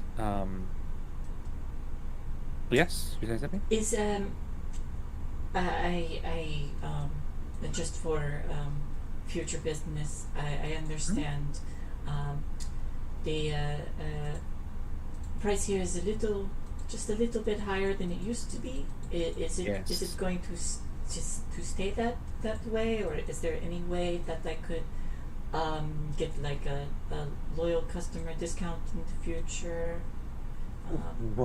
Roll a persuasion check for that one. I've only been here once, but can I have a loyalty discount? I've been here before. It's just under new management. Yeah. I used to come here all the time. I was So big. we all time. Yeah. That is it. That is a success. That is a 4. However, what else is a success? They're not gonna automatically give you a thing. Yeah. They kind of like laugh a little bit, and kind of look at you and says, "You certainly are well, you certainly have a fire to you, don't you? I'm sure that well, with the war, there are sap of resources. A little more harder to get soap. A lot of it's going to the front lines. I'm sure if over time we could maybe work something out. Yes. That would be wonderful. I understand it is important for soldiers to remain clean, especially in such a hazardous course. environment. They don't want to get infected. And she starts, and I start going into like. Oh, go into full doctor mode. Yes. Oh, beautiful. That's perfect. You begin to talk, and the woman sort of like is like, oh, it's good to see like someone like a the true patriotic fervor that these people should.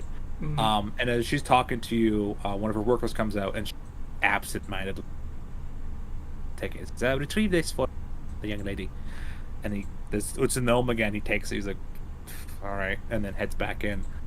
Well, you're distracting this woman with talk of the front and concern for the brave soldiers in the dark. Around back, the two of you, I assume you're not dressed in your officer's attire. Nope, I am one of the people today. Excellent. As you head around back, you see that one of them, the back door opens, and you overhear two people talking. One's a human, one's a gnome. The gnome has been like, "All right, man, you got like 5 minutes. I think at least 5 minutes. Like take a break." He's like, "Oh, thank God!" And then he lights a cigarette and he's smoking it. And looks up at you two. Hi there. Well, Matt. Sure. Not very often you all get breaks, it seems. She likes to talk to customers, so we take when we can, right? Mm-hmm. Can't smoke in the laundry. That's just stupid. Yes, they wouldn't want the cigarette smell in their laundry. No, Oh, God, it It's good that you have a chance to get a break, even if she's not allowing it for you. You know where my friend... Kosovo was great. He owned this place for 30 years, and I worked with him for 10 of those. He was a great boss. He took care of you? Absolutely. We all from the neighborhood. We all knew it's Kosovo. My friend here, where he comes from, everybody looks out for one another. Community is important. It's very strong to have community together. Yes, you're one of the dragon folk lived down south, yeah. You're revolution. I don't know about it, but I do. You're fighting our enemies. Kind of like realizes what he's saying. Kind of looks around and says, "My heart goes out to you and your people." Much appreciated. Yes. So what can I do for the two of you? Yeah. We were curious about the state of working affairs for you all here. It sounds like you are not taken care of. Underpaid and overworked. Ever since new management? That is a matter. But if we keep up with us, that's what Kosovo did. Didn't like the drought. I hope he's alright, but I do not know. I hope so too. Thank you.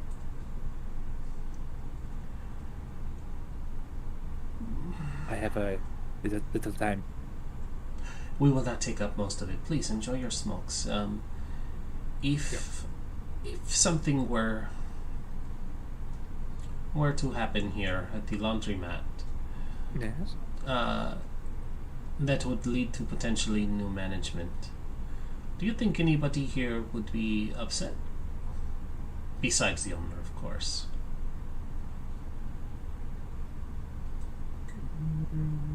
It depends who gets put back in charge.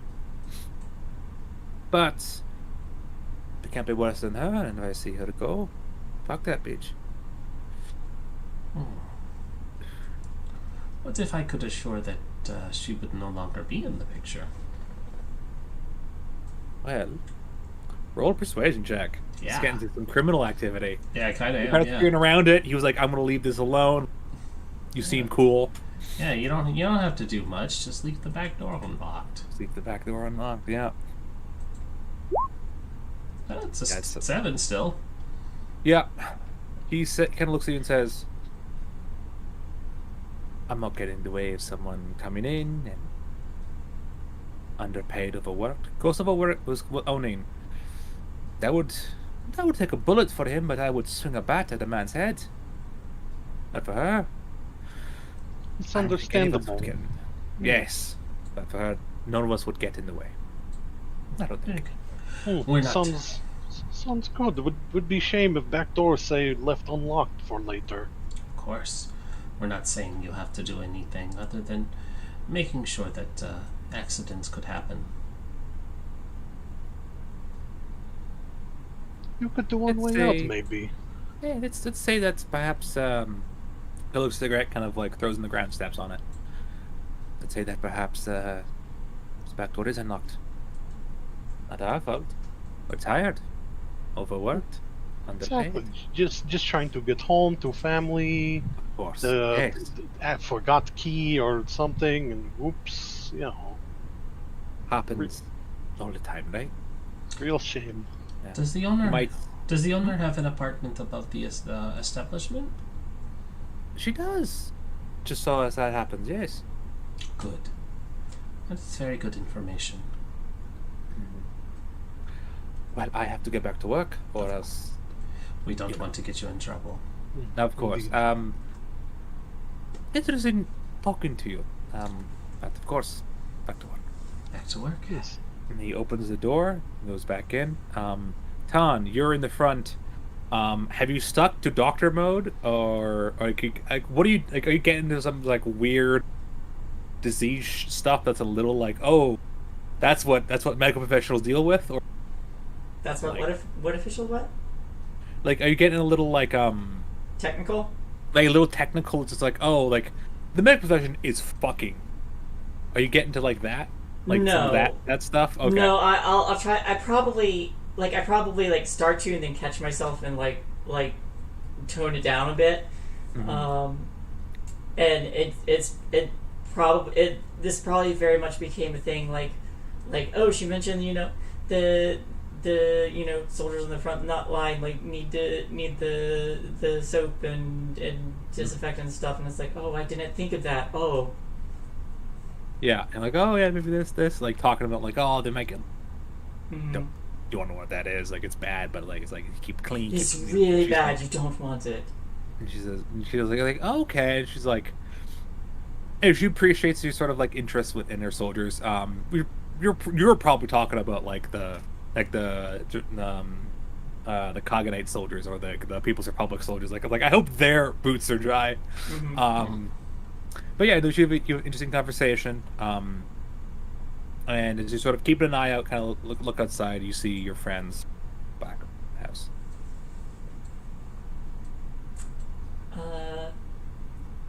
Once I see them, or once I notice them, I'll just be like, well, thank you for getting all those crumbs out. It would be very uncomfortable and start to, stale bread is never good for clothing, I don't think.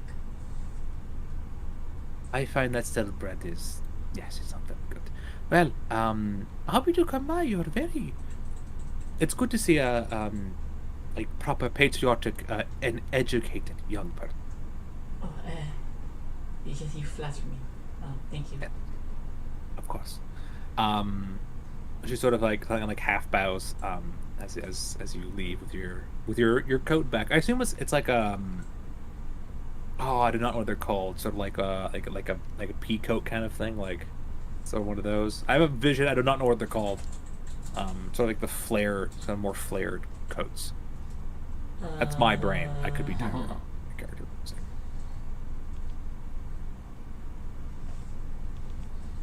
I started looking these up.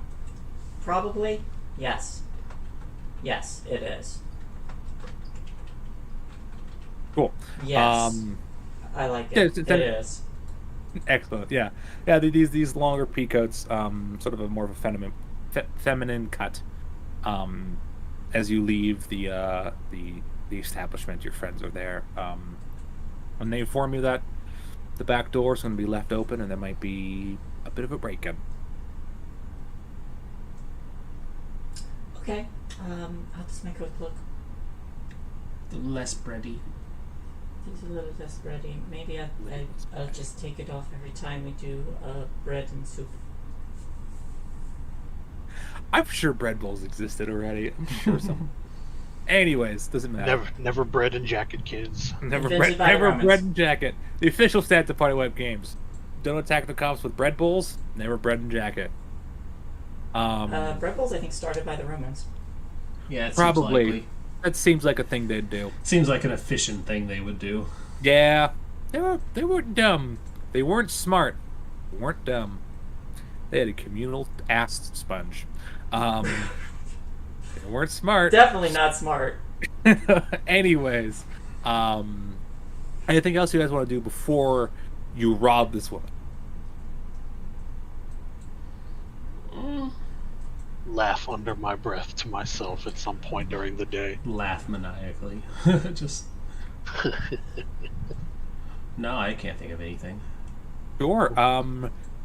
Shay, does Ton go with them?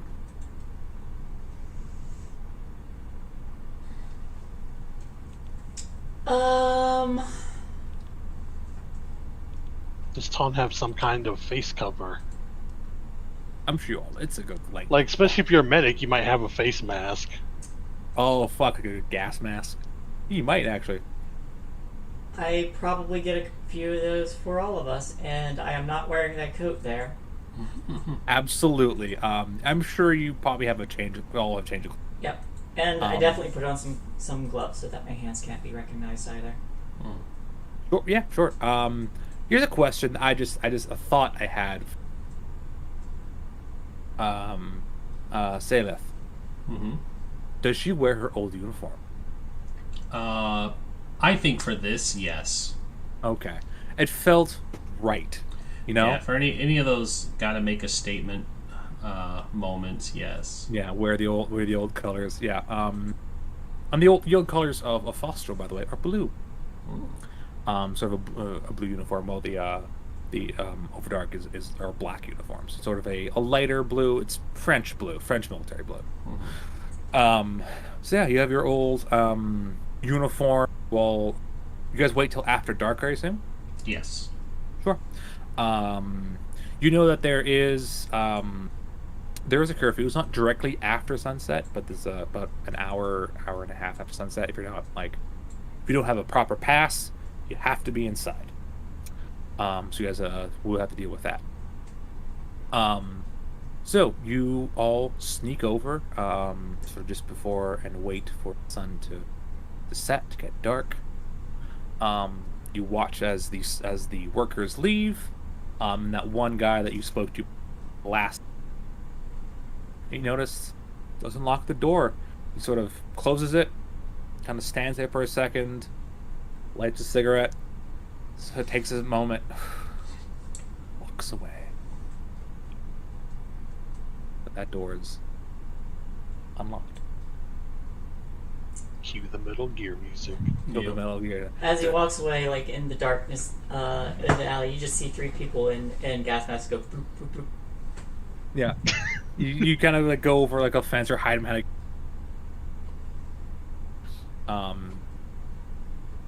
and Just this walk past him down the alley as he's walking past. just the like, sir, and he's just like, the fuck? Is there a chemical attack? What the fuck did I agree to? Yeah. You're wearing your masks and you walk up to the house. It's a Russian actually- convention. We're going to call it Comic-Con. It's going to be great. That's good. I don't want to force you guys. Do you you would be aware Fluent probably directed to sleep? Do you want to wait a little bit longer? Do you want to? I don't want to rush you guys for this. We will wait until there's been enough time for her to be asleep. Because Sure. Again, you do have the curfew. Keep that in mind. So you guys will wait a little bit longer. I'll say half an hour. She's probably not asleep, but she's probably settling in. So she's probably not out and about downstairs. You guys can enter if you so wish. If you want to be sneaky, please roll a stealth.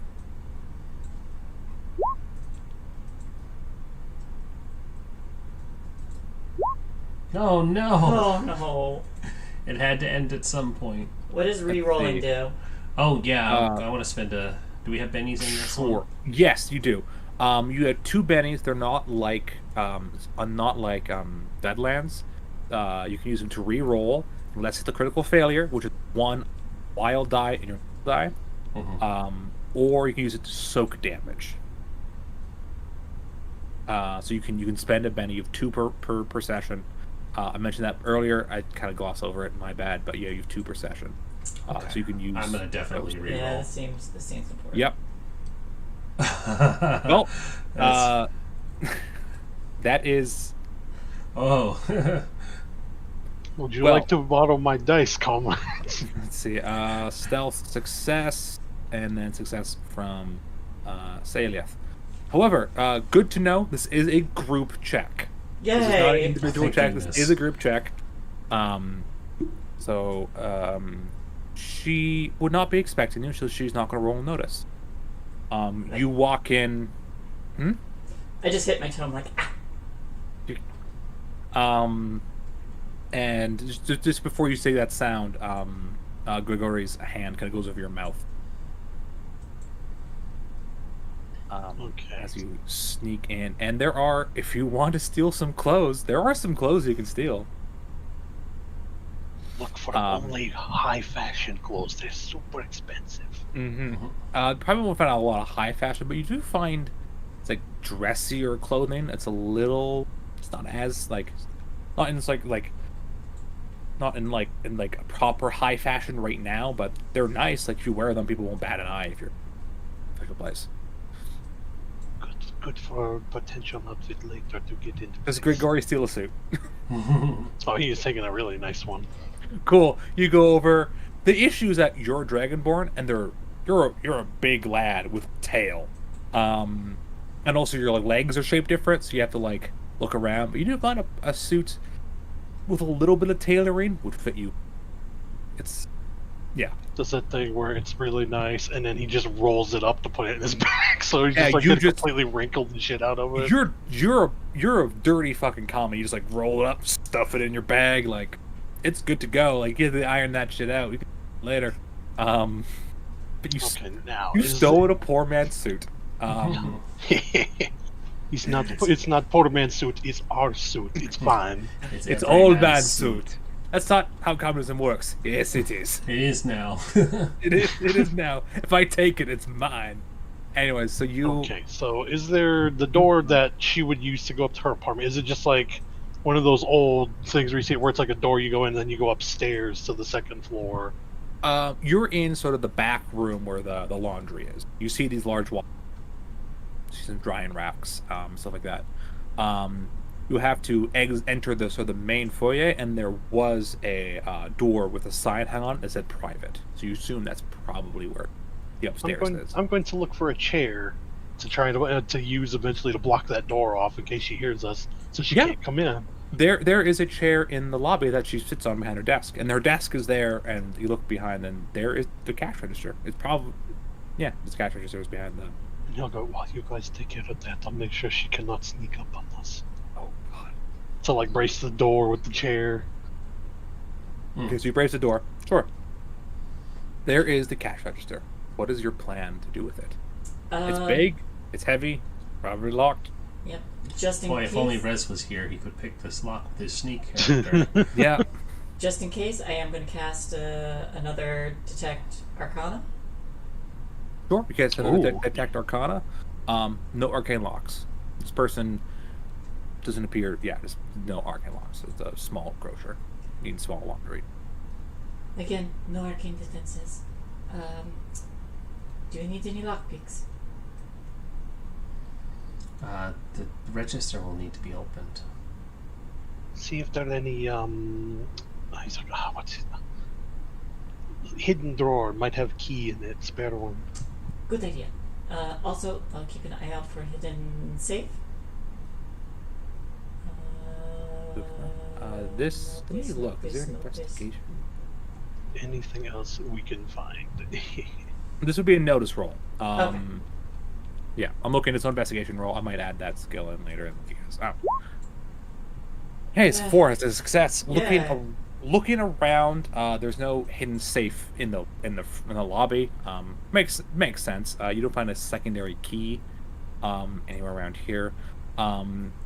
But looking through, you I will say, just for the fuck of it, you find about $4 that was put in a drawer that you kind of forgot about, and a nice pair of gloves. Ooh. Nice pair of like kind of like dressier, like sort of fancier gloves. A pair of those.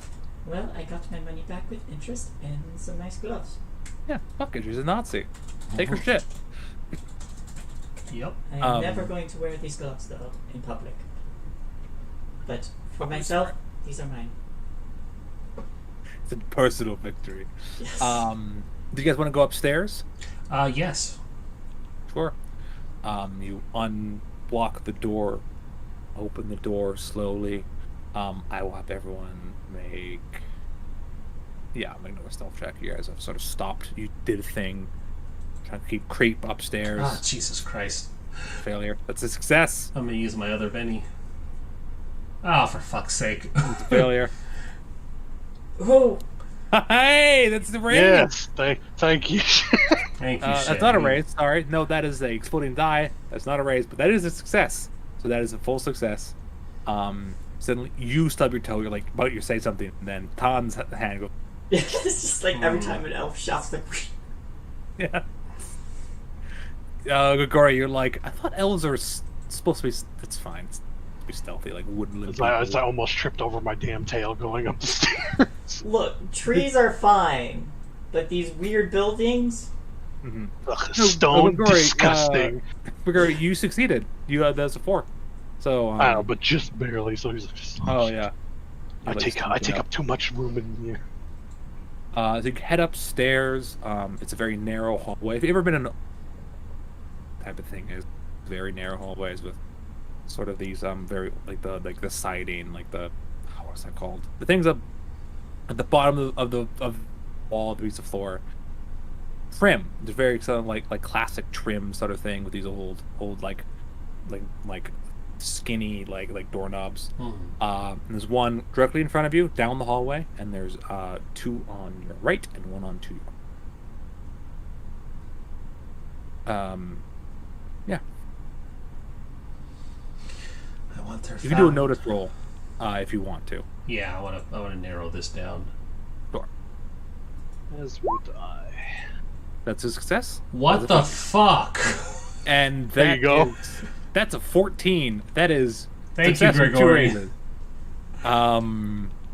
So Tan and Grigori. Grigori, you notice it first. Tan, you're like absolutely in Celia, say Lethil. Say Lethil. like Say say that. the name, but say Lessel. Say Lethel. Say Lethel. I got it. I have a mnemonic device. It will get better. Can you say Lethel? Say Lethel. Yeah, say Lethel. Anyways, you don't notice this, but the 2 of you do. You notice that on the furthest door on your right, I believe, yes, you see a bit of light creep from under the door, and a shadow before the light goes out. he'll do the. You're going to do a thing where like he'll do just like points down to the door, and then his light goes out to like. Just on the sleep. We gotta be super quiet. Sure. What is the plan up here? Sailithil is Keys. Sailithil is going to have a knife ready. Sure, you draw your combat knife. I think you're gonna stab an old woman. She's like, well, she's a drow, so it's kind of hard to know what she It is. said So we it's- were going to get rid of her. That's true. And you know what? She's a Nazi. Fuck her. Mhm. Exactly. You draw your knife, begin to creep forward. Grigori, do you draw a weapon? He'll probably take his knife out, but put it in like his offhand as like I'm just gonna hold on to this unless I hear we need it. Sure, yeah. You And also it'll help him pry open like little drawers and stuff without grabbing it with his big hands. absolutely. You creep over to this door, to her door. Do you open it? Tan sees this and is like, what the fuck is going on? I just mentioned both Grigori and Sailor like Like, shh, shing. Yep, don't say Like, shit. Is there what is like an insight check for this game? Is there? would it be like the same notice because they'd be noticing the sounds or something? Well, it's no. I want Tan to roll a thing of like, oh, they're gonna kill this lady. Common knowledge because it's like, oh, there's 2 people with knives heading towards. Yeah, the no, older you drill see, lady. you see 2 veteran combatants draw knives in this woman's home. Our You know intent what's is going clear. down. Yeah, the intent is fucking clear. Yeah, I do. You're just like, oh shit. And you realize, yeah, these are soldiers. Yeah, this is Like- very much a realization point. Like, oh shit, I did not think this through. Yeah. I think Grigori would probably try to mouth to her, look away if you don't want to see it. Like, just like turn around. War is hell. You do you open the door, Seveth or Yep. Grigori? I'll let Grigori do it. He's been much stealthier than me. Sure, Grigori. Roll a stealth check. Yeah, see? He's got it. Excellent. You open the door slowly. You see her probably isn't like asleep currently.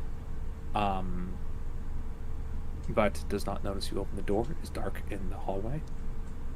You make sure it doesn't make any noise. You open the door very slowly. Like, you're a sniper. You know how to move without being noticed. And Yeah, it's you'll see him like because of how Dragonborn legs are different now. You actually see him; they kind of bend up more like bird legs as he's like kind of slowly haunching his way over. Yeah, you know how to move silently. So you slowly open the door, and it's painfully slow.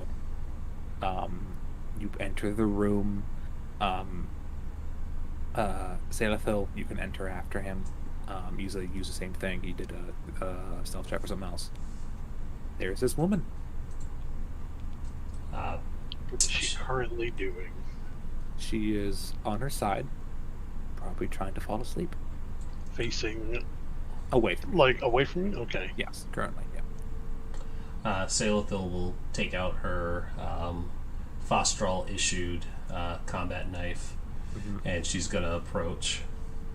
I need to ask a question before you do anything. Yep. Is there something carved in the handle and I'm not prepared for this, so I think there needs to be something cool carved into it. we can say that there's something carved in there, you can decide for that. There's something cool carved in it, and by the recap next week, I'll have it figured out because it's going to say something cool. Sure, It's you a series of names with crosses. With Yeah, them crossed out. it's gonna have names of people she needs to kill. No, Sure, that's- I will That seems grant- I'll give you- seems really bad for the durability of that blade. No, it's gonna. it probably is, No. but it's cinematic. I'm not gonna fuck it up for you. I'll have something cool for it next week, but So not you not approach, today. Never say die. the blade comes out. What do you do? She is going to do what she has been trained to do during trench warfare and infiltration stuff. She is going to get behind them. She is going to bring one hand over the woman's mouth, and the other is going into the lower part of her back, just under the spine. Sure. Roll a fight with a +2. Fight with a +2. Yeah, you're behind I her can- and she's asleep. I can put a +2 on this. Hooray. You can. Roll. There we go. Yeah, those are 2 successes. Roll your damage. I did not record the knife damage. Does anybody have it offhand? I have. Give me 1 second, and I will, because I have the PDF open. I might be able to find it too, because it turns out I'm on the weapons table still. Oh, bitchin'. Let's see here. Hand weapons. Dagger is a strength plus D4. Unless you want to say it's something else. Bayonet is a strength plus D4 too, which, you Would know. it be a combat knife, maybe? Survival knife is also strength plus D4. So really, I just kind of it's strength plus D4 all around. I don't know why we have 3 separate entries for it, all doing the same thing, but I think they're covering their bases. If you want to do, yeah. yeah, Even the if you wanna switchblade is strength plus D4. So I think that's what I'm going for. So roll the D4 plus 2. Roll 2D4. 2D4, because that is where my 2d4. strength is at. Yep. A shanker in the back. Does that That explode is- too? It does. So roll another D4. Okay. There we go. 3. So that is a hit, and that is a raise. So yeah, you put your hand on this woman's mouth, stab her. She has a wound now. Grigori, do you want to act? Well, my Yeah, strength go from sucks, shake but to- shaken to wounded. You have a +2 to your fight, right? yeah. So shit. It's like I don't have the base thing, so open all skills. If it's a D4, that means untrained. So you would have roll an untrained. Okay, so just a flat D4 because I'd lose the -2 with the +2. Yeah, that's a flat D4. And you have bennies. You can spend a benny to. Or Yes, roll I D6. Wait, roll D6 as well because you have to do the wild die. There you go. 6. That That's a explodes hit. though. Explodes. Roll another D6. Fuck. Okay. Yeah. This woman's dead. See, as soon as like Sailor drives in, I drive it in from the front, like right to the. Yeah. You sneak over, put a hand over her mouth. She kind of wakes up, stab, and then go kind of reach around and right into her chest, and Yeah. the woman before she can lay her act, back attack. down. I have something Sailithil will say to her. Sure. So as like she turns her over, and the woman's eyes probably open up as the two of them drive daggers into her, and she leans in. And Dido, this is for you. She says, "Hail Hydra,"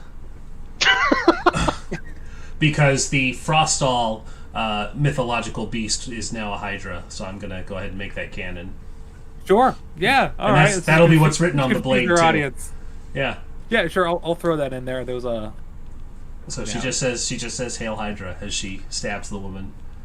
Sure. And her eyes kind of go wide as As, I'll say, as, like- as the life fades out, Grigori will say in Russian, "Blood for the motherland." blood for the blood. Was it blood for the blood god? Skull for the skull throne. Yeah. Krovza Rodinia. It's we iconic, not Russian, but same flavor. It's brutal and it's scary when yelled. So you say that I will say Hydra. The name You cut given out. to sort of. I cut out. Am I Yeah. back? You said Yeah. just your voice. Okay. I will say the Hydra was like the nickname or the name given to sort of respect group. Say that. So you're kind of the group's kind of like well known. Day. You murder a civilian, A fascist civilian, so nothing of fascist value is civilian. lost. but it's it's still technically a war crime. Moving past morality for a moment, it's fine. They're a Nazi. Fuck 'em. We'll get therapy when the war's over. For now, Yeah, it's fine. So this woman is dead. You don't have to roll anything. You can just search her house if you want. There's no one else in the house. Gonna take a look around, see if there's any other valuables. The important thing I wanted to do on our way out was not leave her own money, but leave something for the workers, so that they kind of get an impression that they were taken care of on top of this. Sure. But the important thing is, I don't want it to be something that can be like immediately traced to them. Like it'll be like somehow in each of their lockers they all have like an extra $5 or something. I don't know. Sure. But sure. it looks like, you know, the money disappeared, and then not out of the ordinary that, you know, these workers have some money showing up somewhere. Sure. Yeah, absolutely. You search the house. Tan, what's up with you, girl? How you doing? What's up with Tan? How's Tan today? Yeah, how's Tan hanging out with murder. She's not happy about it. Fair She, enough. probably Okay. when they come out of the room, she just kind of like whispers under her breath, "Was that really necessary?" Absolutely. These workers when this, oh, Brett. These workers were unhappy with the conditions they were living under. Now, hopefully, new management will learn to treat them better. That doesn't really condone murder, does it? Well, Sometimes, look, any dead fascist is the only fascist you can tolerate. I will sleep better knowing that a fascist is not here oppressing these people. You break a Nazi's arm, 50% less arm to do Nazi shit with. Exactly. Yeah, so Tan, they murdered Hey, someone. you are not Go on. accessory. You weren't there. I just worry that you may not end up being any different. Well, Be careful with that. when I start executing people for not surrendering, or sending you to a work camp to be labored to death, then you can start calling me a dark elf. And she'll kind of wipe the blood away on one of the curtains and walk out. I'm muted. You're Sure. muted. As no longer. As you search the house to look for, the safe or anything like that, you do find it. You find her key. I'll say again. No one else in the house. You find the key. You find her safe. It is not a combination safe. The key safe. You use multiple keys. You unlock it. You open it up. In the side there is a small but healthy stack of money, as well as some ledgers and some books written in Undercommon, or Underdark, or Undercommon, whatever you want to call it. So you have some of that, and also some jewelry. Just some like not really gaudy pieces. There's like some earrings and some ring. Probably what she would wear on a more fancy occasion. Collect the ledgers up for the people that can read Undercommon because he cannot. Sure. And just like all the jewelry and the money will get stuffed in with the nice suit in his bag. Sure. You just put the money in the jewelry and the bag. Head downstairs to the cash register. Forgot what that word was. Give me one moment. Yeah. But before he went down, he'll make sure to try and make it look as clean as possible, so they don't think like, oh, there's some kind of violent that just, oh, she just died. Someone killed her. No one knows what happened. She was stabbed She was twice. stabbed twice. There's yeah. a lot of blood. We Could have can't- been one guy that just did. But Sure, he won't. Okay, he won't make it look like he ransacked the house, so that way they just Yeah, think keep it somebody was there clean. just to kill her and leave. Yeah. Yeah. You lock up the safe again. You return. It's a hidden behind a painting because, of course, it is. Hang it back up. Head downstairs. You open up the cash register. There is not a lot of cash in there. Probably just like a little bit. Like, you can take that as well. You can slip in. There's about 4 workers that work there. Slip in $5 each. That's $20. To their sort of little workspaces, the little place where they hang their stuff. You can hide them around; they'll find it. And you slip out of there, back into the night. The first mission of your little resistance went pretty well. There were no there were no unwanted casualties. Yeah, that's You good. weren't noticed. You got a little bit of a personal revenge with the Hail Hydra thing. Again, Confuser fans, I like your style. It'll make sense. Don't worry. They'll pick up on it, but it's just funny to me. And you abscond unto the night, returning back to your hideout. As you sort of count your ill-gotten gains, I will say you have minus 20. Altogether for that, not bad. $123. One, two, And three. and I the just realized I did jewelry, that. right? Is that And the counting the jewelry, jewelry, right. or is it okay? Yeah, but you have to sell the jewelry, and we probably shouldn't sell Bedouin's jewelry for a couple weeks. Well, I happen to know a jeweler who might take it. You do happen to know a jeweler who might take it. Just to implicate him. Yeah. Oh, Oh, that's even better. Get those jewels in yeah, there. that's save a for good the- fucking line. Mm. How do you get a fascist out of the tree? You cut the. Oh my god. Oh boy. Oh. Anyways, that's about 10 minutes to 3 hours. I think that's a place to end first session, God, first maybe episode. maybe I should be a spy. Mhm. This is gonna be great. She's like, I'm just a medic. I just want to. And then she's gonna be the one She masterminding our. was like, the one who was assassination. like, I'm gonna be the mage killer, and I'm gonna just. I was ready for a whole different thing. Then she was like, Yeah. I'm a shy, timid It was. medic, and It I was was. like, oh, I switched back when I switched to this when I thought Rez was gonna be another sniper. Yeah. Oh, this is Um, glorious. She's actually like secretly a mass murderer that we're all harboring. We don't know about it. No, it's interesting. She feels to me like kind of a little bit like the mastermind. She doesn't maybe have like the necessary to stab the lady in the bed. But I think she's pretty good at like getting you where you need to go. And she can point you in the direction you need to be pointed in. Which works because you don't need to get your hands dirty when you have other people to do it for you. Yeah, absolutely. And as well, part of Savage World is you can get underlings and wins, and that's so what far that's here what we I'm have. working towards with the leadership stuff. Absolutely, you are going to want some people. But that is the end of the session. I hope everyone had fun. I hope the audience watching. This is a campaign that I I wanted to try something like this for a long time. It's interesting. Nazis are like Skittles. You can rid the world as you want and gives a shit. So it's not a lot of guilt. even when committing technically a violation of the Geneva Convention. Well, they don't have a But Geneva again- Convention. That is true. They don't. That is true. There's never been a war on this scale. They don't to do it. It's like World War One. They're like, oh, this can happen on this scale. Oh my God, no. we need rules. Oh no, we're going to be the reason why they make the Geneva Convention. Oh, I think it's the chemical weapons that are being used on the front lines that are going to need the Geneva.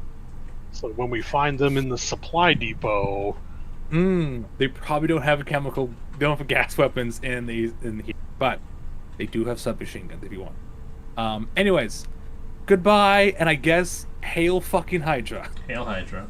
Oh no, that's our call. Oh no, it's a call out. Yep. Good night, guys. Let's see. Good night, Is there everybody. anybody we can raid before we tap out? I had some Penny, Free League. open. Free League just started. Penny's been going for a while. They probably won't be up for much longer. So let's hit Free League. They're playing Alien. They're showing off the new Marine stuff. They were Ooh. playing it earlier. Yeah, they had like a whole Marine source book come out just the last like week or two. So Okay. check them out. They're playing it. We'll eventually play it on this channel too because I want to play the Alien game and I love it. So check them out. Say hi. Give them some love. And Free League. Yeah, Free League Publishing, the same people who did Things from the Flood, so Yeah, and Tales from I the Loop, love so them. They're great people.